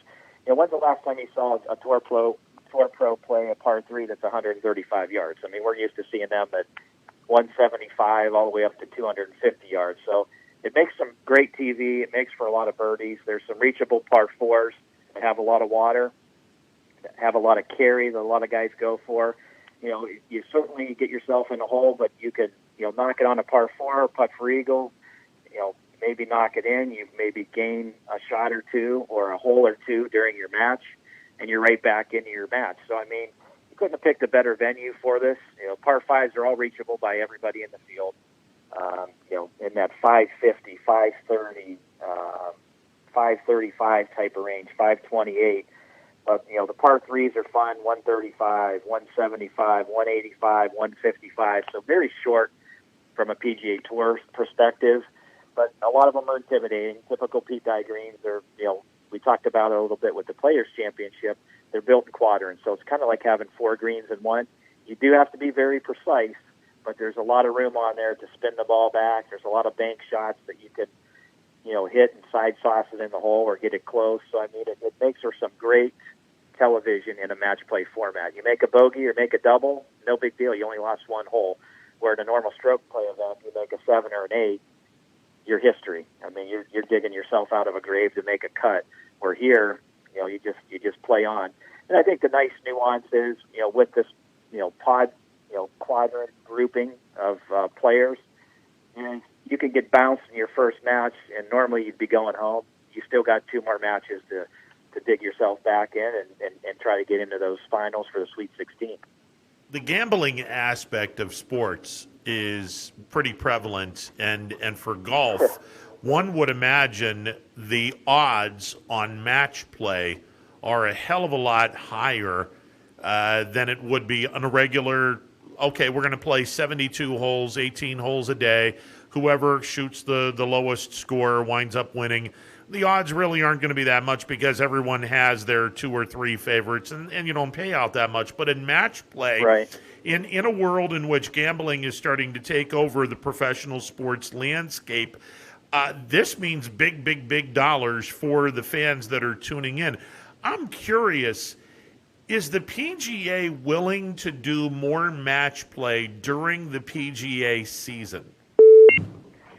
Well, historically, the British Open was a match play event. The PGA Championship was a match play event. I think at one point the U.S. Open was in infancy.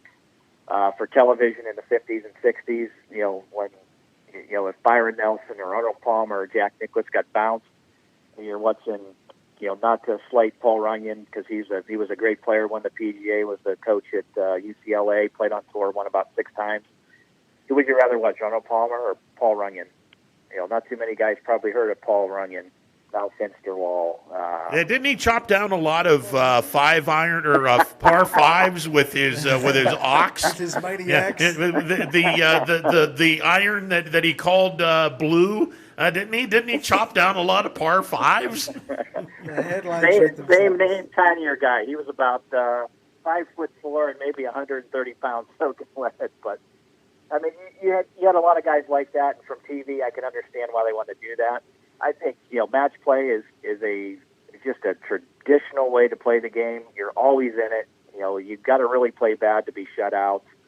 Unless you're Tiger Woods playing Stephen Ames when Stephen Ames ran his mouth, and I think Tiger birdied like 6 or 7 holes and just had him buried out of the gate. But the payouts, I'm sure, are probably a lot bigger because I mean one of the things in match play, for an example. If you look at Phil Mickelson last week, Phil Mickelson made 6 or 7 birdies in every single round that he played and shot like 1 or 2 under every day because he made a 7, he made a triple, he made a double in just about every round. So that only hurts Phil if he qualified for the match play 1 hole. And all those birdies, I guarantee you're going to win or push every one of those holes. So, I mean, to be able to eliminate your worst score on your scorecard for a tour professional, that's huge, and it makes it tight, 1 up, 2 up, 3 up. Seldom when you see too many blowouts. I mean, it's just tough to do that because those guys, they're susceptible to making a triple or a double once in a round every 3 or 4 rounds, but they're not going to do that 3 or 4 holes in a match. So I think, obviously players will lose with bogeys and stuff, but that big number, for a case of Phil Mickelson, that hole's not going to hurt him, and he could play strong in match play. However, he's never played well in match play for whatever reason, but I'm just using him as an example. So guys that shoot 1 or 2 under but make a ton of birdies, I mean, the ton of birdies are going to help you out more in this format than they are in stroke play. And you have Matt Kuchar in the Final Four, right? I do. That's who I'm rooting for. That's my Georgia Tech boy going at it. So I'll tell you what, I've spent some time with him. He's an awesome guy, and in match play, he just bores you with. I hit a bunch of fairways. I hit a bunch of greens. I make 2 or 3 birdies. I make a lot of 5-footers, 6-footers for par where you think you're going to gain a shot or 2. In the 9 holes, he's hit it bad, chips it up there 10 feet, makes a 10-foot slider for par. So as you're a player and you're not making any birdies, that wears you out when a guy's making all these long putts for par. And I think his game really is conducive to that. I mean, in match play, if he's the first person to hit, he's hit the fairway. Now I'm the second person to hit. Now I got to hit the fairway. He's hit the green 10 feet. Now I better hit the green because my partner's putting for birdie or eagle. So, I mean, it puts a lot of pressure, and I think he just bores you to death with how consistent he is from tee to green. Doesn't necessarily make a lot of putts or shoot 64s, 2s, or 3s, but, he makes birdies when he needs to make birdies, and he always makes the par putt in these match play situations. And having past history of one here a number of times and finishing second a number of times certainly helps in match play as well. He knows the golf course. The course is short enough where his length is not going to be an issue, where he could get past on a sawgrass because he doesn't hit it quite as far, or past at a PGA Championship where you have to bomb it. This course, certainly fits his game, fits his eye, and I think it's one of the reasons why he has a great history in match play, and especially playing down in Austin. Brian Tilnar, our guest, he is the guru of golf, runs Mill Creek, and he joins us every Wednesday at 1 o'clock on the MP Vivo Heating and Air Conditioning Hotline. All right, so in my head, I've got the worst score ever for a match play game. Would the worst score ever be 10-8? 10-8. That means you won them. You won the first 10 holes, and there were eight holes left? Correct. Yep. Yeah, that would be the worst score ever. This would be me at the golf course playing you in match play. You would be up 10-8, and I would be walking off the 11th hole, muttering at myself, never playing golf again. The all-time biggest beatdown, and I guess you could say it's a record score, was back in I want to say 2005 or 2006. Tiger Woods beat Stephen Ames 9-8. 9-8. How about that? I think Stephen Ames tied him one hole and got blown out every hole. Well, you don't talk smack to the GOAT, and he'll burn you. At all. It's at all. And when I listened to the interview, I had to rewind it and listen to it twice because I couldn't believe I heard what I said. Yeah, he's not that hard to beat. In the match play format, he had speed, da-da-da-da-da. I'm like, he just opened the can. and what's Stephen Ames done since then? Zero. Yeah, you don't off the planet. You don't tug on Superman's cape. That's definitely true. So this match play that'll be this weekend, and then next weekend we have the prelude to the Masters, or do we have the Masters next weekend? We have the prelude to the Masters, the Valero Texas Open, and then you have the coup de grace, the Masters' first major of the season. So certainly exciting time, and that's obviously the pair down of the NCAA March Madness. That finishes, and we kick off with the Masters right out of the gate, and then we are off firing on all cylinders. Can we change the theme music from the Masters? Because I'm really getting tired of hearing that music. I mean, just is. I want to say Kenny Loggins does that. I believe so. You don't like the gentle piano? No. Although Nance makes it, with his really great voice, Nance makes anything sounds good. Do you like One Shining Moment? Well, One Shining Because Moment some is people okay. have a problem with that too. Yeah, well, Luther, as long as Luther Vandross is singing One Shining Moment, I'm cool with that. And I'm good with that. It's once you get into the weird. Other than Luther Vandross singing One Shining Moment. Get that away from me. That's faux One Shining Moment. The Masters. That's the official. Obviously, the 20th March is the official ringing in of spring. But from a golf perspective, everybody's back out. You got I think up to the Masters, you got about 75% of the people out. You got 100% out as soon as the Masters is done. It's an awesome time. Yeah, and then you go for the Masters, and then it feels like you're officially in warm weather. You've braved the winter, and hopefully up here sometimes we don't get out of cold weather until May, but hopefully Masters is the last that we see of anything that's below 30. I'm right there with you. I think everybody up in this region of the country certainly deserves to have a nice spring and a nice dry summer. Yeah, no doubt. Hey, Brian, always a pleasure, and I'm glad that you guys are open for business on the north end. Does that mean that the walkers are over on the south end, or are the walkers kindly told to go to the walking trail?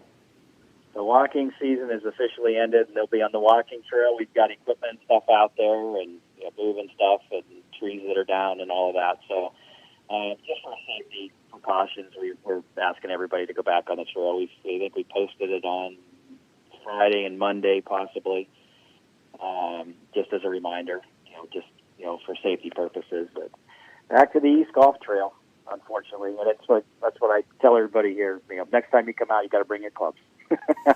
There you go. Well, and listen, I mean, I love the walking trail anyway, so it's beautiful, and Lord knows I've seen my share of black squirrels and deer on the trail. It's absolutely gorgeous. Yeah, but sometimes you get that deer, and like when we were walking, and this deer was eyeballing this woman, and you just knew something bad was about to happen because it kept like inching closer, and then my dad had to go and like do this and scare it off. But yeah, sometimes animals get a little bold in that walking trail because there's so many people. They get kind of used to people, and that can be a problem sometimes. Ooh, I see some peanuts in this person's pocket. I think I'm going to be a friend of his.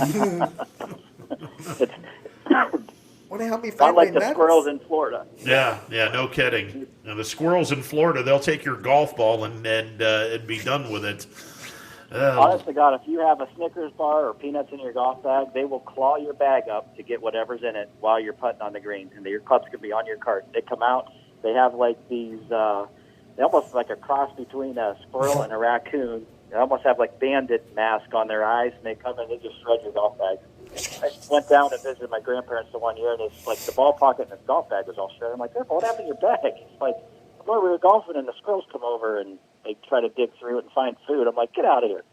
So sure enough, we went and played, and they were digging, they were climbing all over the cart.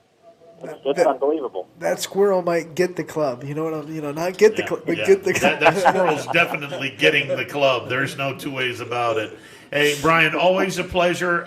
Look forward to catching up with you next week and talk about this match play. And I kind of love this format. It seems like you've really got to do a whole lot extra just to get the victory. And again, in a world in which gambling is starting to take over the landscape in professional sports, this is an opportunity for people that think that their golfer has a shot. They might get a better payout odds-wise. Yeah, you're definitely right. Number one, from a player's perspective, you got to play well. You got to have a couple lucky breaks, and there's definitely an intimidation factor. If you're one of the lesser-known players and you're going up against a Dustin Johnson or Jordan Spieth, I mean, you're definitely thinking about that before you tee the ball off. Just like Jack Nicklaus. They said about him when he got up to the first tee, and the other players would go up. They're like, the other players would be like, you knew Jack was going to beat you, and Jack knew that he was going to beat you. So, I mean, there's a lot of head games that go on before a tee shot is even hit.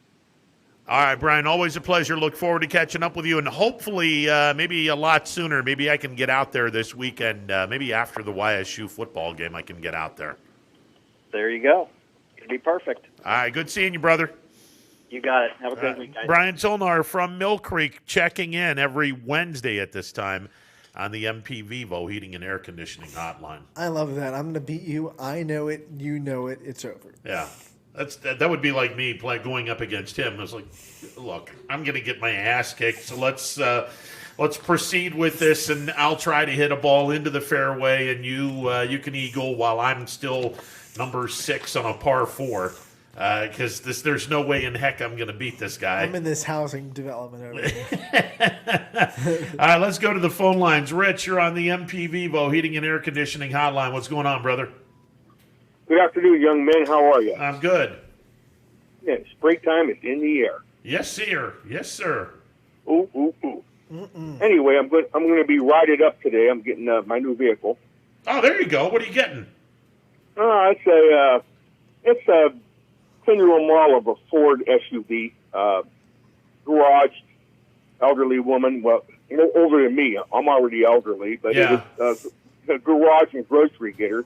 Now it's going to be transformed into an old guy grocery getter. Oh, there you go. All right. What's on your mind today, brother? Well, not much. I see the boys from Hickory did a pretty good job over the weekend. Yeah, they're going to be in the state championship game. Good to see that. They continue their revenge tour. Pretty amazing stuff. Hickory's still a public school, right? Yes. Yeah. Well, they're going against a conglomerate, so this is going to be a testament for them. Oh, no question. And the Kennedy Catholic girls wound up getting bounced in the semifinals, if I'm not mistaken. You're right, they did. Oh boy.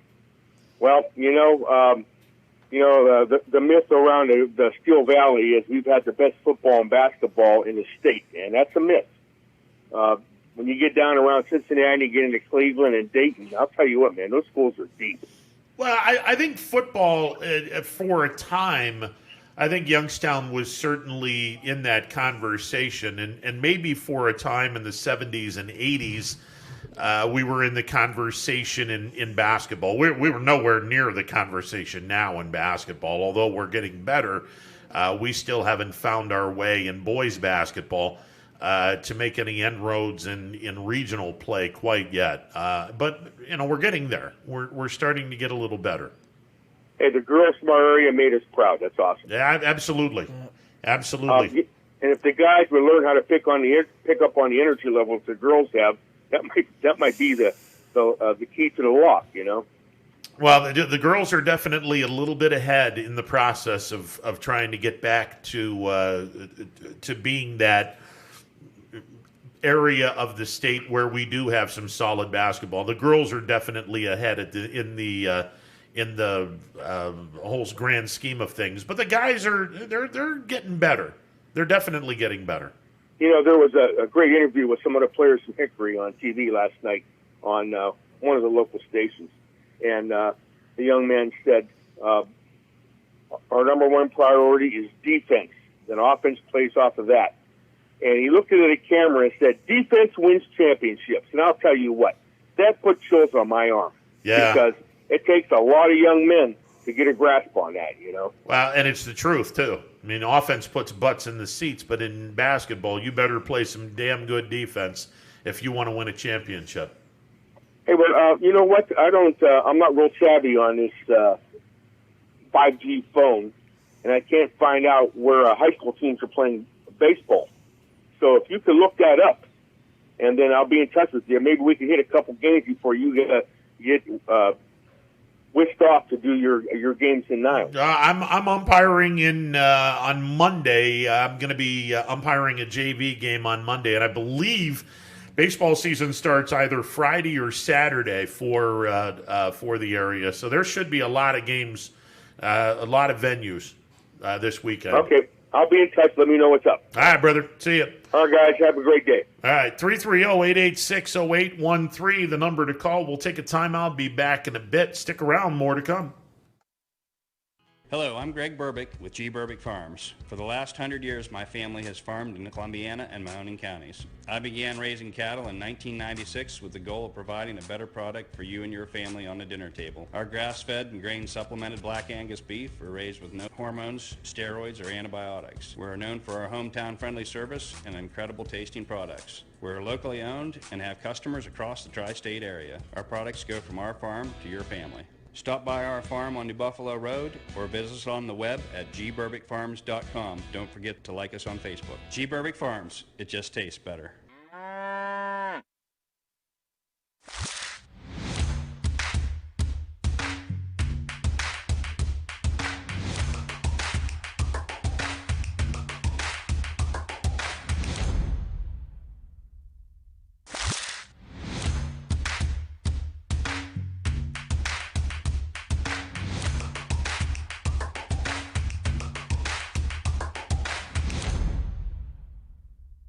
Hi, this is Tommy Clem, owner of WRS Insurance Solutions. WRS Insurance Solutions is a local independent agency that specializes in life, Medicare, long-term care, and disability products. Call us at 330-953-3722 or visit us at wrsinsurancesolutions.com to learn more. Good luck to all the student athletes in the Valley. Right now is a great time to get more for your trade-in at Tri-State Ford and drive home in a new or pre-owned vehicle. Choose from our great selection of new Ford models or pre-owned vehicles. Plus, get the Tri-State Ford Advantage, including a 10-year, 200,000-mile warranty and more. At Tri-State Ford, we'll pay you top dollar for your trade, but you don't have to purchase one of ours to sell us yours. Customer focus, community driven. Tri-State Ford East Liverpool or visit tristateford.net. Your first and last stop with your tax return should be with me, Tracy Bryden at Greenwood Chevrolet in Austintown. No other dealer goes the extra mile to bring you the largest selection of vehicles at one convenient location. With guaranteed credit approval, I will find you the right vehicle and the right financing options for you. I am ready to go the extra mile to show you why no other dealer sells more cars, finances more, and gets you more for your refund than Greenwood Chevrolet in Austintown. Welcome back to a Wednesday edition of Running Point presented by Greenwood Chevrolet on Mahoning Avenue in Austintown. Go say hi to fellow Latonia grad Tracy Bryden. I've known her and her sisters forever and a day. Yeah, I think she has 3 sisters and a brother. You can't have forever and a day. Forever and a day. Forever means Yeah, all the days. Well, I mean, it's forever plus a day. You know. All these things that you pop up. Well, that's a saying that I've heard. It would behoove you. No, it's a saying that we have had forever and a day. Rich brought up the Hickory Hornets, and when he said Hickory, it dawned on me. Last night, BBC America the great ode to BBC. Yeah, the great ode to the BBC. Cheers. Graham Norton show every Friday. It's 10 o'clock, and yes, quite. Let's watch some Doctor Who. They aired Hoosiers last night. Oh God. I love that movie. Gene Hackman. Yeah. He's a good one. Yeah, it's still around. I think he's like 91. He hasn't done any acting in years. I think he basically said, I don't want to live in Hollywood anymore, moved out of California, and he's parts unknown now. But what a great movie. Now they Hollywoodized a lot of it, but it's a loosely documentary on this group of kids that wound up winning a state championship in Indiana. And back in the day, they did not divide the schools into, the large schools are here, the medium-sized schools are here, the small schools are here. Now, they let everyone play. It would be the equivalent of Leetonia playing Boardman. That's what it is in Kentucky. They have one state championship for the whole state, and there's no division separated. There's nothing. There's just everyone go because there's just not enough small public schools to make Kentucky divisions the way that Kentucky is filled out. I've been to a Kentucky state championship at Rupp Arena, and it's crazy. It's almost impossible for a small school to win a state. Let me ask you: would you like to see that for 1 year? Just to have the state of Ohio and all of our schools. Oh, hey, by the way, we're now going to have everyone playing everybody. So, God, no. Louisville, congratulations, you're going to be playing Menor this weekend in basketball. No. Yeah. No one needs to see that. I get the feeling that the small schools would have no chance. Very, very little. I mean, you never have no chance in a sport, but it's like your FPI win percentage would be like 99%. But could you imagine we talk about scheduling up. I mean, there would be no scheduling up because everyone is allegedly on the same field. It would force teams. Like, you have to go play some Division I teams. Oh, yeah, because you're going to be seeing some of them. And it wouldn't even be Division. You'd have to be playing those teams that would be in Division I. I mean, I'm glad that Ohio isn't in that realm like Kentucky is. Yeah, and I think Kentucky's the only state that does it. Yeah. Part of me, though, would kind of like to see that in the regular season where nobody is... Well, no one's stopping you from doing that in the regular season. Yeah. I mean, that's the thing. Yeah. You can go and play a Division I boardman anytime you want to. Yeah. I kind of like this idea of, okay, well, you just want all the Division I teams. No, I want to see where we would be. I know what you want to see. You want to see Fort Laramie go up against, the Division I powerhouses to see where they stack up with teams in the state. Well, I mean, they destroyed the Division II regional runner-up by 30-some-odd points. I mean, I think Fort Laramie has a shot, or would have had a shot at being the ultimate team in the state. They beat Glen Oak, who was a Division I regional finalist, by 26, and I think they beat Glandorf, who was a state semifinalist in Division III, by 19. So they were hopping. Okay, well then let me ask you this. I mean, obviously, nobody in their right mind wants to see no divisions and everyone goes. Here's what I think would be cool. You have you're the state champion, but let's, for fun, let's have the four. You're reading my mind here. Division IV play Division I. There Division you go. II play Division III. There you go. We'll have the Mega Ultras champion. That's it. The Mega State champion. Let's go. Or better yet, because we want to be fair, Division IV plays Division III. Okay. Division II plays Division I, and the two winners are going to be meeting each other. Small school versus large school. Who wins the state championship? But I like your idea better because okay, we're not going to discriminate against the big schools. So 4 plays 1, 2 plays 3. And then you get 1 and then you'll get 1 and 2 in the final if it goes chalk. If it's supposed to go chalk, you'll get 1 versus 2. But I'm not saying that a 4 can't beat a 1, but every once in a while a 4 could beat a 1. I think when you're at that level, you're winning a state championship. The division line kind of goes away because if you're that skilled, you're that skilled. I mean, Fort Laramie played 9 deep in their bench, so their size isn't going to be bothered by a Division I team. So I think that'd be fun to watch. Or would it be more fair to go 2 versus 4 and 1 versus 3? Maybe, and then you could still get 2-1 if it goes chalk in exactly. the championship. And obviously, I think this would be phenomenal if you extended another weekend and just said, okay, the 4 state champions, let's have a little fun here with this.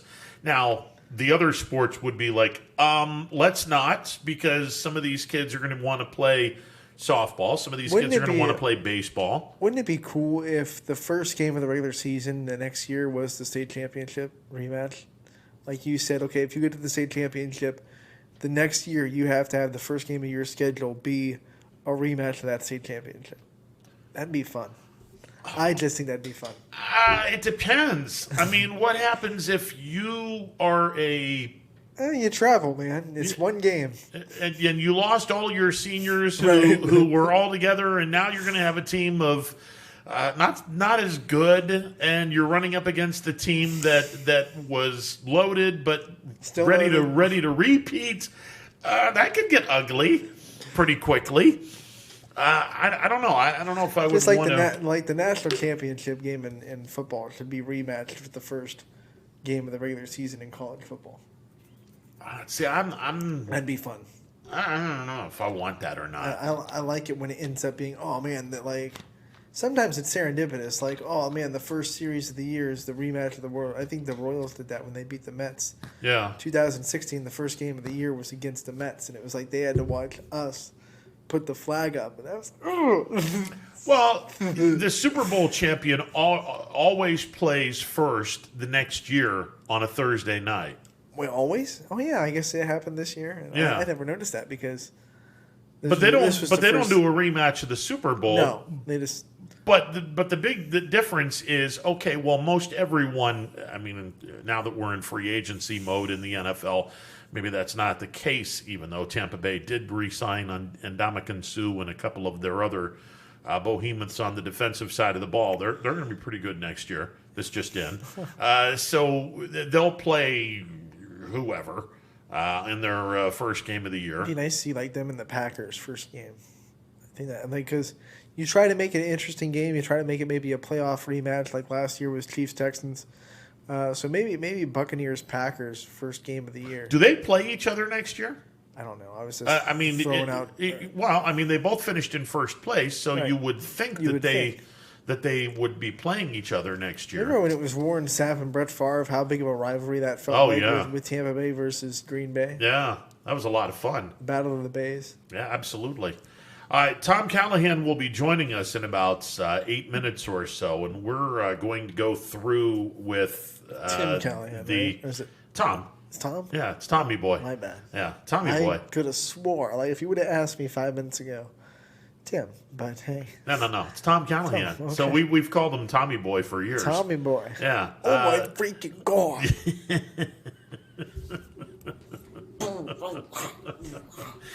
I've seen a lot of things in my life, Ron. Yeah. But that was awesome. Tim Peel. Sorry nothing awesome about Tim Peel. The hot mic comment cost him his job. Last night he basically said, well, I'm giving Nashville a penalty just because I want to, which that went over like a fart in church. The NHL said, yeah, you're out of here. My church accepts all the farts that you can bring. Well, that's lovely. So, what is this? The first church of stinkers? God created farts. Okay. Oh God! Here, off the rails we go. And it wasn't me that did it this time. It was the sister, the sister whatever. Sister Jean? The Sister Jean critic over there decided to put Not the anymore. rails off. We're not playing her anymore. Okay, she's fine. Yeah. She's over there fine. Wow.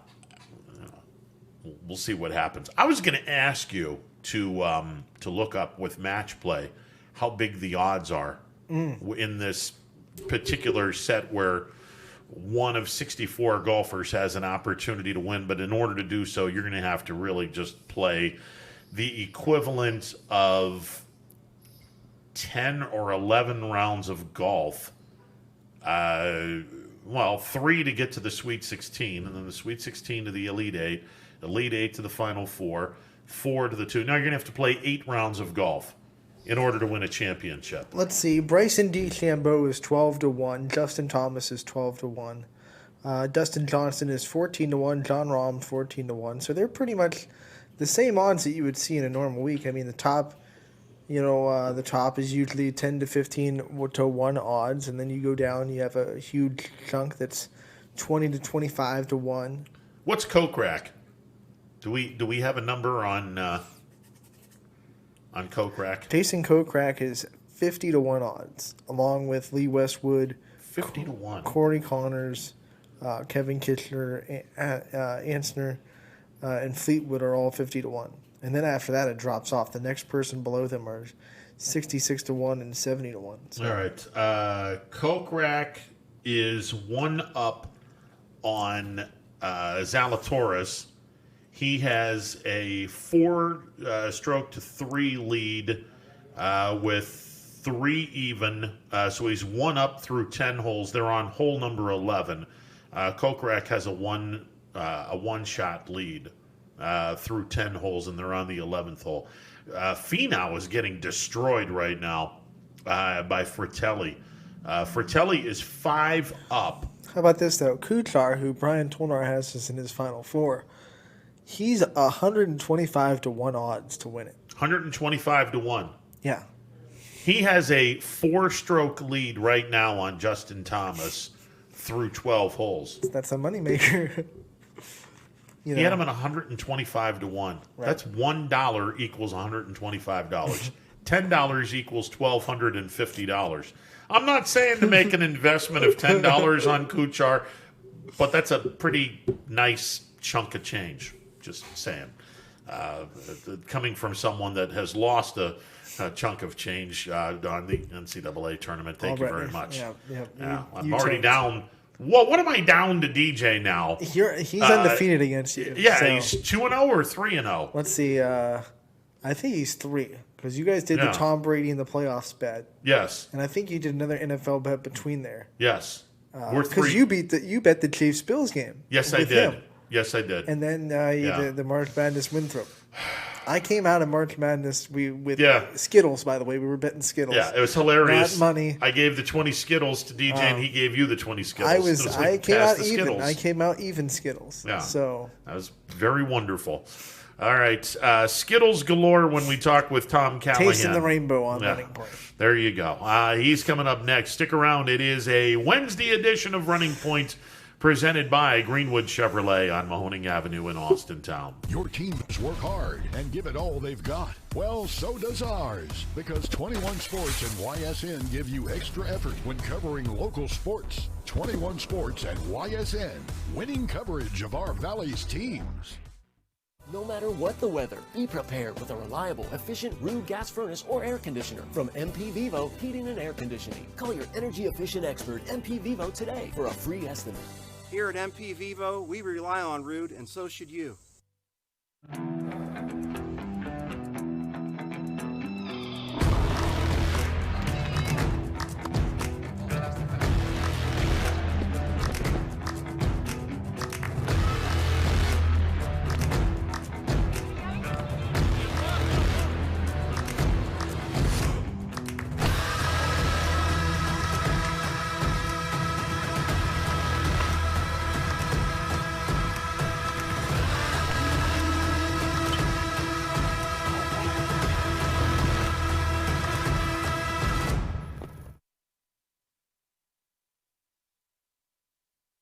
Myers Family Insurance knows the importance of a great team.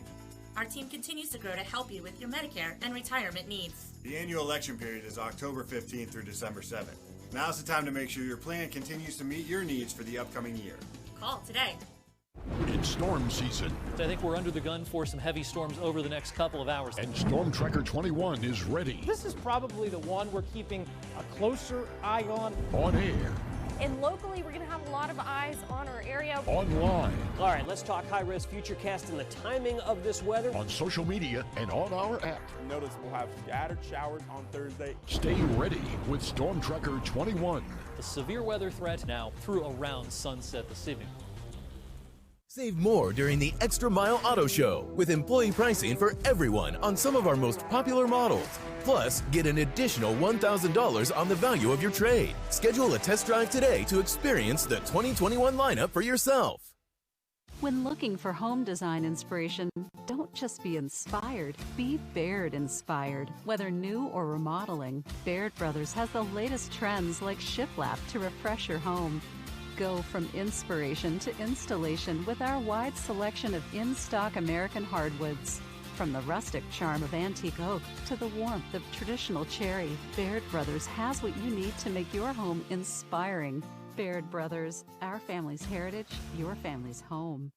Your first and last stop with your tax return should be with me, Tracy Bryden at Greenwood Chevrolet in Austintown. No other dealer goes the extra mile to bring you the largest selection of vehicles at one convenient location. With guaranteed credit approval, I will find you the right vehicle and the right financing options for you. I am ready to go the extra mile to show you why no other dealer sells more cars, finances more, and gets you more for your refund than Greenwood Chevrolet in Austintown. Welcome back to a Wednesday edition of Running Point, presented by Greenwood Chevrolet on Mahoning Avenue in Austintown. Ron Potester with you alongside Anthony Hardwig. Still waiting on Mr. Callahan to give us a call. I tried calling his cell phone, and it wasn't ringing. Literally wasn't ringing. It was just call the number and hello? No ringing. It was just dead. So that's not good. So hopefully we will get on board with Tom Callahan, and he will explain the NHL's. They have a they took care of the problem, but still an image problem. Right. With because now the immediate question is how much does this happen? Yeah. And we don't hear about it. Yeah. What happened every time you get the little peek and peel inside the curtain, pun intended. Yeah. You wonder how much do I not see, and how much does this happen without us seeing? And I got to be honest, I don't think it's just the NHL. No. I'm not even thinking just the NHL now. I'm thinking all of the sports. Mm-hmm.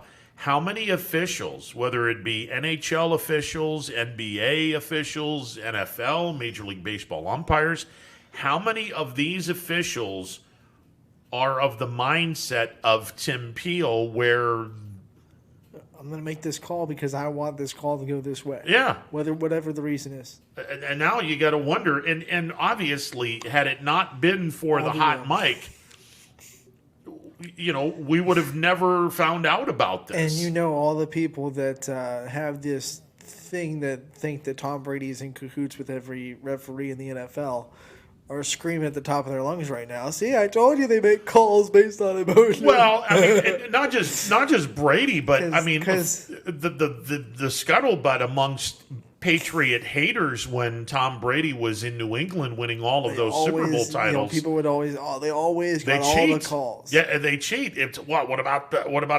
Deflategate? What about they're filming all the other teams? These people cheat. They got away with a screw job in Foxborough against the Raiders. Don't want to get Champ pissed off. But I mean, all of these conspiracy theorists will, and a lot of them in Western New York. I'll be more than happy to say that. There's Bills fans that were annoyed as hell at New England, mainly because New England kicked the crap out of Buffalo 28 or 27 times out of 30. Let's be honest, there weren't a lot of NFC East games that came down to a couple of official calls. No. During that. It just... Some playoff games absolutely did. I mean, I think the Steelers fans have a gripe about that catch that wasn't a catch because he turned to the... I think it was one of their tight ends. He caught the ball. He turned to go to the end zone. Yeah. He lost, and they said it was incomplete. Yeah. But it was clearly like, he made a football move, and that was that was during the stretch of like 2 years where people were like, what the heck is a catch?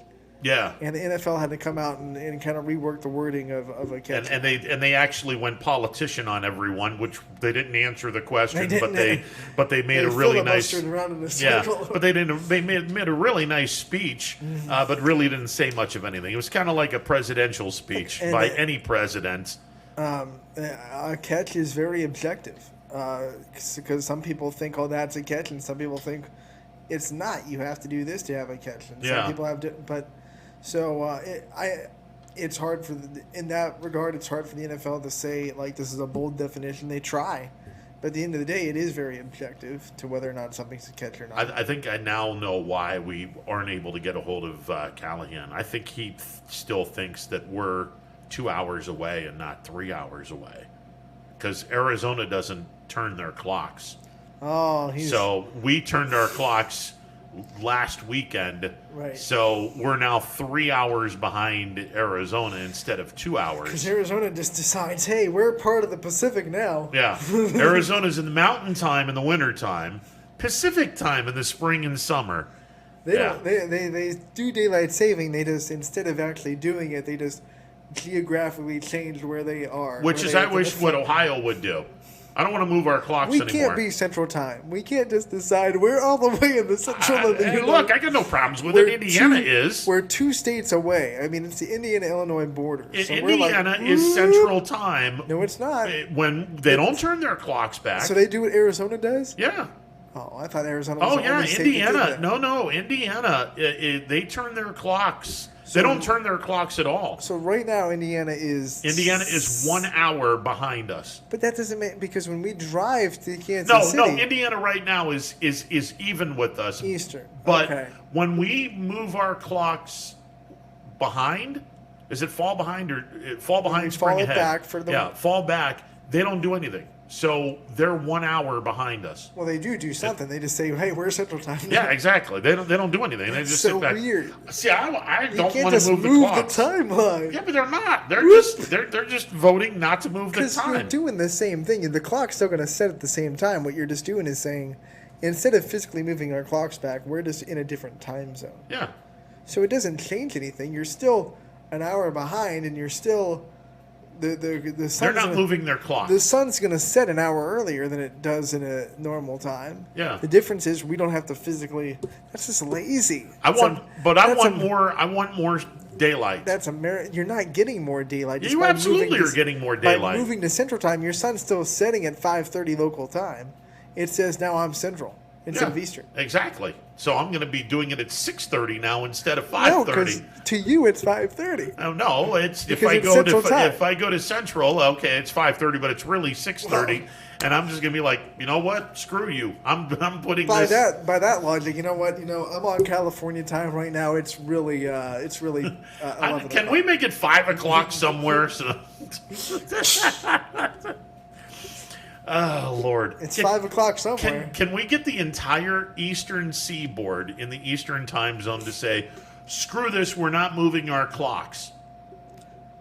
So, okay, the sun is now going down at 6:30, not 5:30, because we're not moving our clocks back. We'd have to move time zone, so it would still be 5:30. But if you got the entire Eastern time zone to agree to not move your clocks anymore, you would be 1 hour of more daylight. Everyone in the Eastern time zone agreed on this. You would not be, because you'd lose an hour in the morning. Well, you'd lose an hour in the morning, so you'd but still have the same amount of sunlight. You just, instead of losing it in the evening, you'd lose it in the morning. Yeah. So you're still getting the same amount of sunlight. And let's be honest. We can't just grab the sun and say, hey, you stay in the sky a little bit longer. I get it. But and let's be honest, the only reason why we're moving our clocks back is because you don't want your kids out in the end of the driveway in the pitch black darkness. Ben Franklin said so. That's why. Yeah. Well, he was weird to begin with. Well, I mean, he had a key in flying a kite, for Christ's sake. But no, I mean, it's just you don't want your kids in the pitch black darkness trying to flag a bus to go to school. That's the reason why we move our clocks. Although, truth be told, I kind of like the sun setting at 6:30 instead of 5:30 or whatever the heck time it is. But now it's all right. Now what is it? 7:15, 7:20. It starts getting a little dark. And then every day until June the 21st, it's going to get longer and longer and longer and longer. And then June 21st is the longest day of the year. And then after June 21st, it starts getting shorter. Tonight's sunset is at 7:39. So just to be official. 7:39. Now, that doesn't mean that it's going to be baseball until 7:39. No. It's probably about 7:15. 7:39 is we're going from a little bit of light to we're in darkness. So at about 7:15, high school baseball is going to be pretty much shut down. Which you should be able to get 7 innings of baseball or softball in 2 hours and 15 minutes. Or if you start a game at 4:30, that's even better because you have 2 hours and 45 minutes to play 7 innings, which you should be able to do. Ron, though, because you got to get out and eat and then get out to a game before 4:30. That's kind of that's for me, especially because I'm going to Boardman home. So it's a half an hour drive just to get home. Yeah, that's and then you got to eat, and then you got to. That's cutting it. Well, I mean, do you eat before you go to a game? I have to eat something. I can't because I eat breakfast before, especially on running point days. You eat breakfast, you go to running point. We don't have lunch. That's true. We don't have a lunch break. That's true. I'm going to talk to the union about it. Well, I mean, that's one of the reasons why I munch around here because we don't have lunch. And then then you go from you got to eat. Yeah, I try to stay away from things that are going to give me gas or gas pains and because nobody needs to hear. Here's the stretch and the two pitch. Right. So I eat, but then I definitely have to get home and eat before a game, which is nice for basketball. You don't have to be at a basketball game until 6:30. But for softball, baseball, you got to be there and set up your broadcast at least half an hour before the game. So you got to be there at 4:30. Absolutely, you do. Yeah, I mean, you got to set everything up and then hopefully have a clipboard so your iPad. Your stuff isn't blown away. Game Changer iPad. Did you do the official scoring with the Game Changer? Well, it does it for you. Okay. It pops up and says, "Hey, this person popped out to whatever," and then you just. What information? Okay, you're going to have to help me out on this one. Is everyone on Game Changer in this area? Most everyone, if they use Game Changer. Okay. And then you gotta pay a monthly fee. I think it's $7.99 a month for the premium Game Changer that it gives you. But it gives you live stats. It gives you the spread. Oh man, I love the spray charts. I love looking at a spray chart before a game on Game Changer to see. So if a kid's like 13 for 39, all 13 of the hits are going to be wherever he or she hit the ball. That's cool. So, and then you also get the running stats of the players if the team gives public access to them. If not, you have to request access. Now, who's the official scorer in this? There's someone on the team that's always you'll look and they'll be on an iPad. Yeah. Punching in what happened. Okay. So. Each team has someone who's designated to use that iPad and score it. Yeah, because there's a lot of variables on the high school side of things that, from a scouting standpoint, you look at this kid's hitting 615. Right. Everyone's looking around going, how legit is this 615? And how many people are giving someone Some people will be a hit instead of... That's what happens in high school because... Yeah. A ball gets hit hard. Even with I have a little leeway for high school because a ball gets hit hard to a guy, it bounces off his glove, and they get it and they throw it, and it's safe at first. It's like how much do you expect a high school player to make compared to professional and college? I give. Well, listen, if the parents are saying that this kid is a college scholarship athlete, then by God, that's going to be an error. But not every high school student is scholarship. Thank you. That's what I was trying to get at. So I try to make it okay, if the kid's going to make a good play and he muffs it a little bit, then I'll give the hit. But if it's right at you and if you're out there you can make the play, then he'll make an error. And obviously throwing errors are throwing errors. So hopefully I don't see a lot of this because I don't like Texas League inside the park home runs. Where Where are you going to be on Saturday? Saturday, South Range is hosting Garrettsville Garfield. Ah. To open their season at 1 Okay. o'clock. Outstanding. Softball. And the weather should be absolutely glorious from what we're The told. only thing I'm worried about is, well, the South Range field will be fine because it's got the drainage system that keeps moisture out. But the rain does say Thursday, Friday rain, which means bad for me because you got a wheelchair through a bunch of mud to get to the field.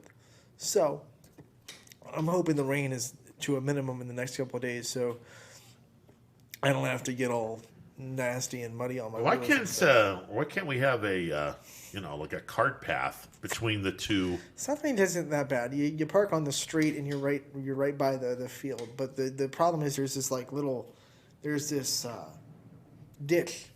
Oh, I know. And I know of it. Yeah. It collects a bunch of mud. So we try to park as close as we can so we don't have to go through the ditch. But sometimes it just doesn't work out like that. 67 degrees is supposed to be the high on Saturday, and a 7% chance The other thing is, of precipitation. usually when you're doing a game at 5 o'clock, the sun's not right in your eyes. But 1 o'clock doing a game, you're going to be fighting sun. I'm using the iPad, so I'm going to be doing this a lot because the glare will make the iPad almost unseeable. So it'll be fun though. I'm happy to be back out there for the first time in 2 years to call the softball game. No, I actually scratched that because we did call the All-Star game they had at the end of the summer for all the seniors last year. Oh, there you go. But the first high school softball game called in over 2 years. I'm really excited for it. By the way, the forecast, and we had Dan Bertolini, the manager of the YSU baseball team, on. Friday's forecast has changed. They were talking about rain in the forecast. It's now going to be windy, cloudy and windy. Now, there still is a 20-25% chance of rain. The high on Friday is going to be 59. The winds are going to be gusting occasionally gusting over 40 miles an hour. But it's not 59. I'm sorry to say it's more like 49 because that wind's going to be cold and it's going to Yeah, it's coming out of the west and southwest. Now, I don't know the direction of Eastwood. I don't know if it's how it is situated. I don't know if the wind would be blowing in or blowing out. But I'm going to say if the wind is blowing out, I'm going to say the over-under in that game is going to be a 30. A little pop-up, it's carrying. Yeah. It's carrying further. It's still carrying. Holy smokes, it's gone. Pop up on the infield, which turns into a warning track fly ball to deep center field. That's not good. It's just staying up there. And you imagine if someone just hits a tape measure bomb without any wind. And by the way, it's a 35-mile-an-hour wind going out. Oh, yeah. Right. Yeah. The ball will go about 600 feet. And the ball has not landed yet. Yeah. That ball is history and may very well clear another fence. I was at a couple years ago YSU softball game, and Stevie Taylor, who played for South Range and then played for YSU, she hit a monster home run that it was just, you knew it off the bat, and it went into the McDonald's parking lot. Wow. Off the softball field. Okay, yeah, that's a poke. That's a Big Mac right around. Yeah, that's a Big Mac right there. Holy smokes. That's that's Big Mac territory right there. My goodness. All the people that are eating lunch in their car are like, what the? Wait a second, I didn't order this softball. Can you imagine sitting in the parking lot at McDonald's and your car gets banged by a softball? Yeah, that's no thank you. I got the front quarter panel got dented in by a softball. Yeah, right, a softball. Yeah, okay. Got flying out of nowhere. Honey, I swear, I was sitting at McDonald's and a softball came out of nowhere and just hit the front. Yeah, right, honey. Yeah, okay. You just admit that you hit something and let's get on with it. Yeah, well, let's see. I swear. Yeah, let's see Flo try to figure this one out. 330-886-0813, the MP Vivo Heating and Air Conditioning Hotline, open for business. We'll take a time out, be back with more. It's a Wednesday edition of Running Points on ysnlive.com. News doesn't stop after the sun goes down. Sometimes you just have to hustle to get it. At 21 News, no matter how far it is, no matter what it takes to get there, we're working to bring you the best stories and the freshest content at 11 p.m. with the context and clarity that makes it worth staying up for, no matter what time it is. 21 News at 11 with me, Aaron Simonek, and Derek Steyer. 21 News at 11, news that's worth your time.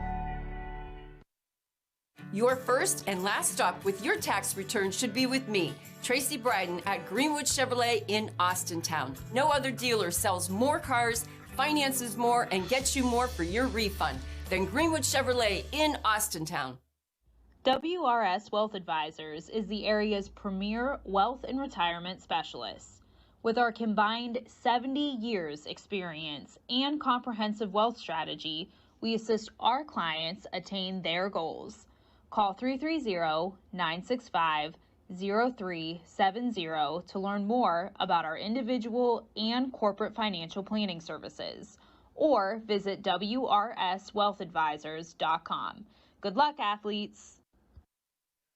Hi everyone, this is DJ Yoakley with Your Sports Network. We appreciate your support of YSN and welcome you to the YSN family. Our broadcast streams are brought to you live at no cost to you by sponsors that are local to this community. Without the vision and generosity of our sponsors and partners, we would not be able to bring this game to you today. So please support the great businesses and leaders that are making this game possible. And if you're a business in need of great advertising and sponsorship opportunities, feel free to head over to our site for more information on the right fit for you. We are local, we are loyal, and we are live. We are YSN. Ah, the details. Baird Brothers Fine Hardwoods is one fine ride. Perfect cornering, superb handling, sporty and stylish, power to spare, plus awesome mileage. Yeah, jaw-droppingly beautiful lines and well appointed with luxurious trim. Put more oomph in your life and start beholding the molding. Find your home's fine hardwood at BairdBrothers.com.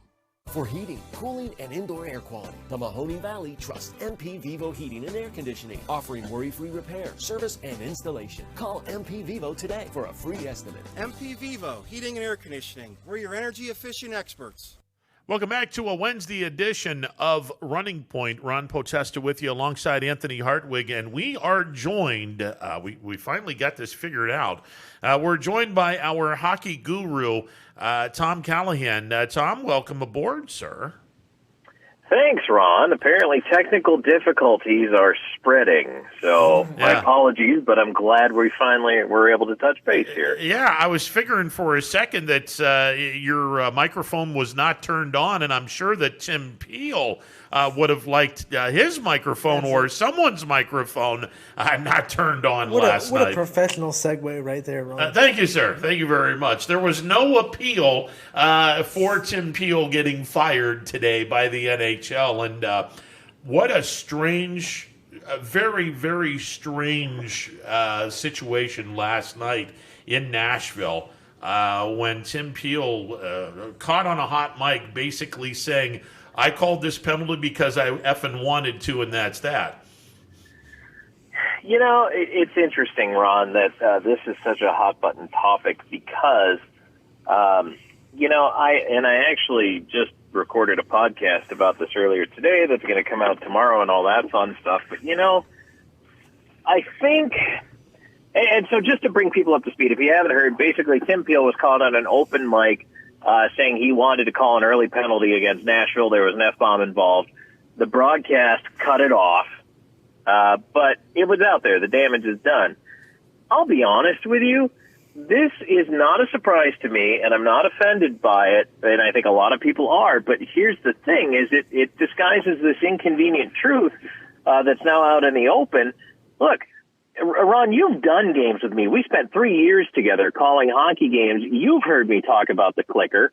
Everybody else who's ever heard me do a game has heard me talk about the clicker. And the clicker is the theory that these things even themselves up, meaning penalties. And over the course of a game, they tend to even out. Sometimes they won't. And I'm not saying that every time you're going to have 3 and 3. That's not how it works, but it's human nature. And there is a tendency to, quote unquote, end up evening things out. And, Peel just kind of got caught vocalizing that, but the guy's been an NHL referee forever. He was a month away from retirement. I think what the NHL has pretty much done is said, Tim, you're not working any more games. We're just going to quietly put you out to pasture. And that's what's going to happen here because, look, this is the way it's been. I've been talking about this for 20 years of doing games. And in any sport, you see it. That's why we have the term makeup call. That's why we discuss the pendulum swinging back and forth. We have all these euphemisms for what Tim Peel, in 2 seconds, put out there on a hot mic.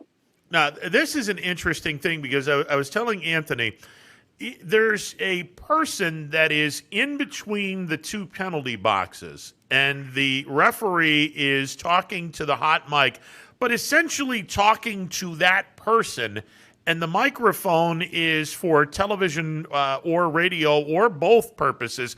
Tom, you were the radio broadcaster of the Nashville Predators.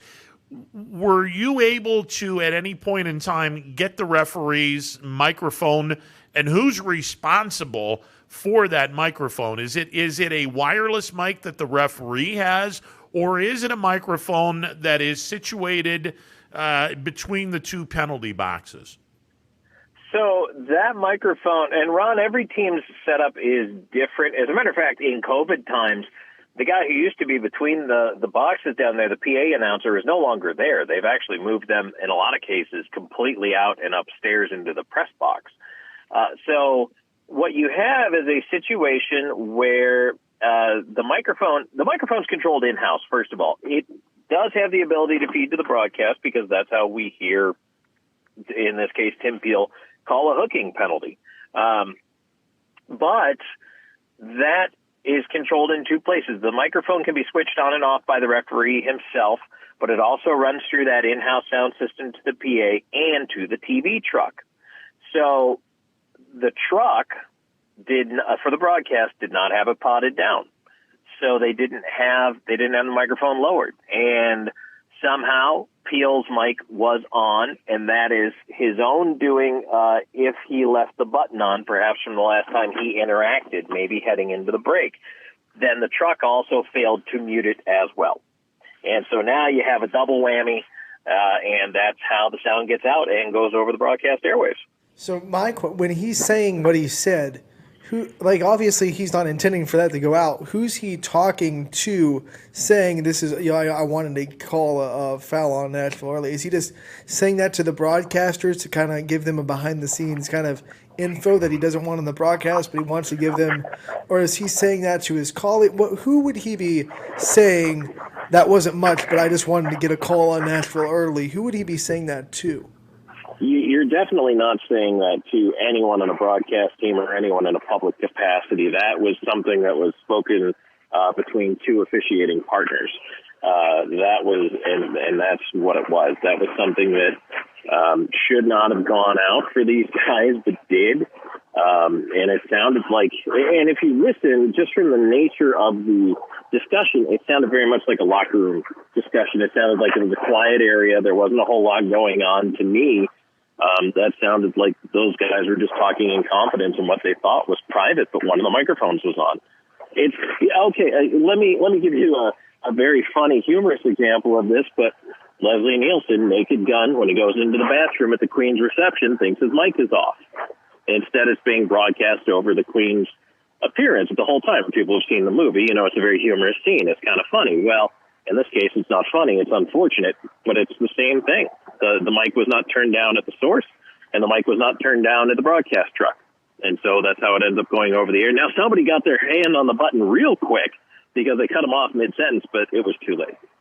As soon as the F-bomb was dropped, that was the end of that. But look, I mean, it's obviously we've all wondered aloud, as you have made mention. You and I did a lot of work together in upstate New York for a few years, and we've pretty much known, though it was never confirmed. Well, last night it was finally confirmed that stuff like this does happen in the NHL. They had no alternative but to let him go.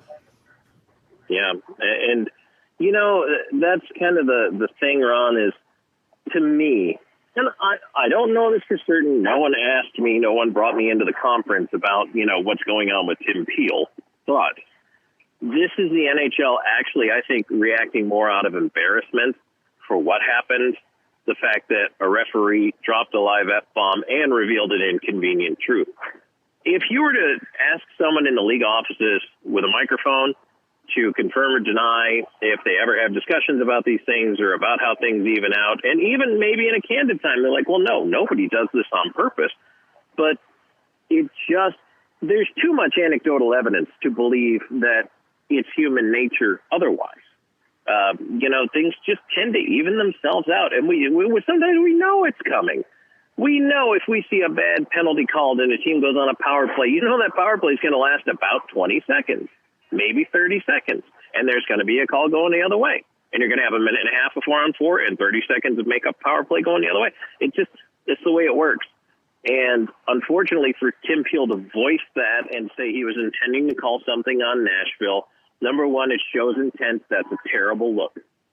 That is horrible for the league. Number two, the vulgarity. Terrible look. All of this is an image problem to the NHL, and that's why they reacted the way they did. And I think that one of the things that was, it's human nature, and I agree with all that. It's going to happen. Things even themselves out. But I think when you look at what he said, it was almost like it wasn't just human nature. It was his intent to make this call no matter what it looked like. I'm going to make this call because, and even if it was early in the game, I wanted to get a call early on Nashville. So it wasn't even like, you can't even say like it was unconscious or it was just one of those things that just happens when you're in the flow of a game. It was his intent to make this call.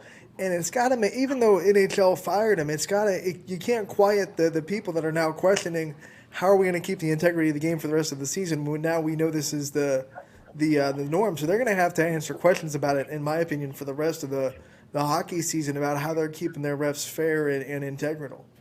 And now you have hit on the other hot button issue, that word, integrity. It's a tough one. It's a tough one to manage. It's a tough one to focus. And you know what? Are they going to have to run out and play in traffic to distract people? This is kind of where we're at now. And I don't disagree with you. It is going to be an image problem for the NHL. They are going to have to figure out how they're going to save this going forward and try to restore this. If I'm a Predators fan, I'm really upset. I'm completely upset, and I don't blame them. This is, or if I'm a fan of any team in this situation, because how many times do we hear people say the refs are working against me, they're working against my team, and now, if you're a Predators fan, you've got proof. Are you kidding me? That's the worst thing for the NHL. Well, and here's the thing, Tom. I'm not even looking at it for the NHL. I think this is that's the tip of the iceberg. All four major sports have the exact same problem, and just because it was made factual by the National Hockey League, I think that it's not only been made factual by the National Hockey League, I think fans of the NFL, Major League Baseball, and the NBA are all looking at this and saying, you know damn well it's going on in our league, and the NHL has finally got caught with their hands elbow deep in the cookie jar, but they're not the only ones that are guilty of this. And I think the fans of the other three sports are realizing that as they wake up this morning to this ugly truth, that they're waiting for the referees in their league to get caught elbow deep in the cookie jar. And this is exactly why Tim Peel becomes the scapegoat, Ron, because you're right, and we know this too. In baseball, certain guys get calls, certain guys do not. It may or may not be directly dependent on the relationship they have with the umpire, the field judge, the referee. And look, again, it's human nature. Here's the thing. So you have to make Peel the scapegoat in this case because now he's a rogue agent. Now it's, well, that's just Tim Peel. That's not the National Hockey League. That's not how we do things here.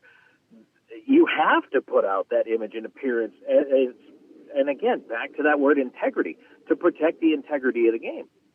But look, this is as old as sports.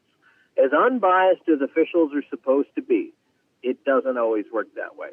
And again, if this had never been said, but my opinion does not change on this. If this had never been said by Tim Peel, this has done nothing to change my mind of my conception of how games are officiated. There are other people out there for whom this is world-shattering. And perhaps it's just because maybe if you're around sports this long and you see how the sausage is made, you become cynical. Maybe that's part of it for me, but part of it is just also the abject realization that, this is not a surprise. If you're an Indians fan, Game 6 of the 1995 World Series, when Tom Glavine was getting pitches called a strike 6 inches off the plate, we pretty much knew that this is reality. This is what happens with officiating, and not all the time, but sometimes. I mean, this was Game 6 of the 1995 World Series all over again with what Tim Peel did last night. That's the first thing that I thought of. I was like, well, shit, this isn't something that I don't know about. I mean, I already knew about this stuff. I saw it firsthand. An entire game in Game 6 of the 1995 World Series, I saw it. Fortunately, Ron, this was not as big a stage as that. And the Predators are probably not making the playoffs this year. But can you imagine if this had taken place in the Stanley Cup final? Or if an umpire, let's just say the umpire had said, I was giving him the benefit of the doubt tonight on that outside corner in Game 5 of the World Series. But but Tom, didn't this happen? And I'm going to bring back an ugly memory for both of us because we're both Sabres fans. The Buffalo-Dallas game, Game 6, where Hull scored the game winner, a Stanley Cup winner, but his feet were in the crease. Everyone knew his feet were in the crease. The referees knew his feet were in the crease, and it was still a goal.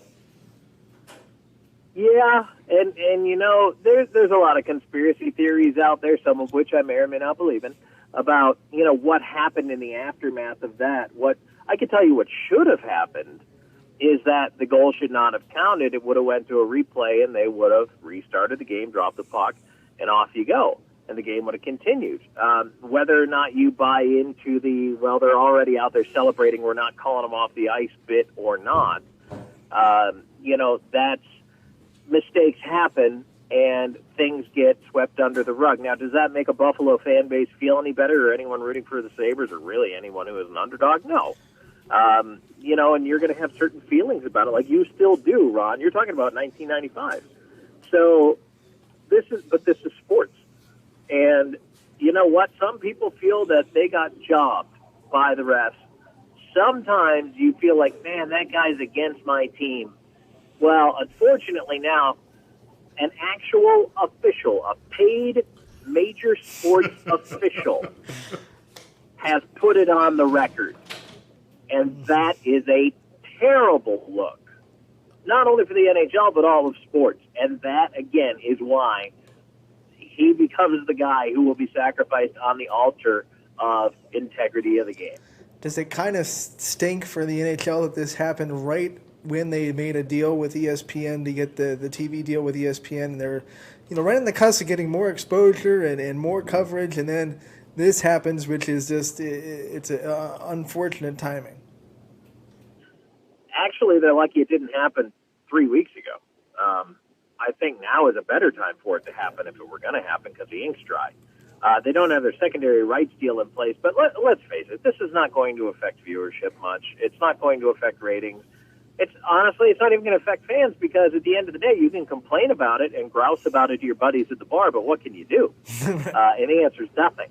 Nothing. So, if you're a hockey fan, you're still going to be there, and you're going to still love the sport and your team. What do you think that deal from ESPN means for hockey, and were you happy when that deal got made with ESPN? It's interesting the way things are going in the broadcast landscape, and you guys are a prime example of this. Everything's going online, right? We consume our content more through our phones and through smart devices, whether it's a tablet or a little dongle plugged into your television, than we do over the air a lot of times. A couple things are interesting for me. Slowly but surely, the NHL used to be, by far and away, the most forward-thinking web and social media and online broadcast platform.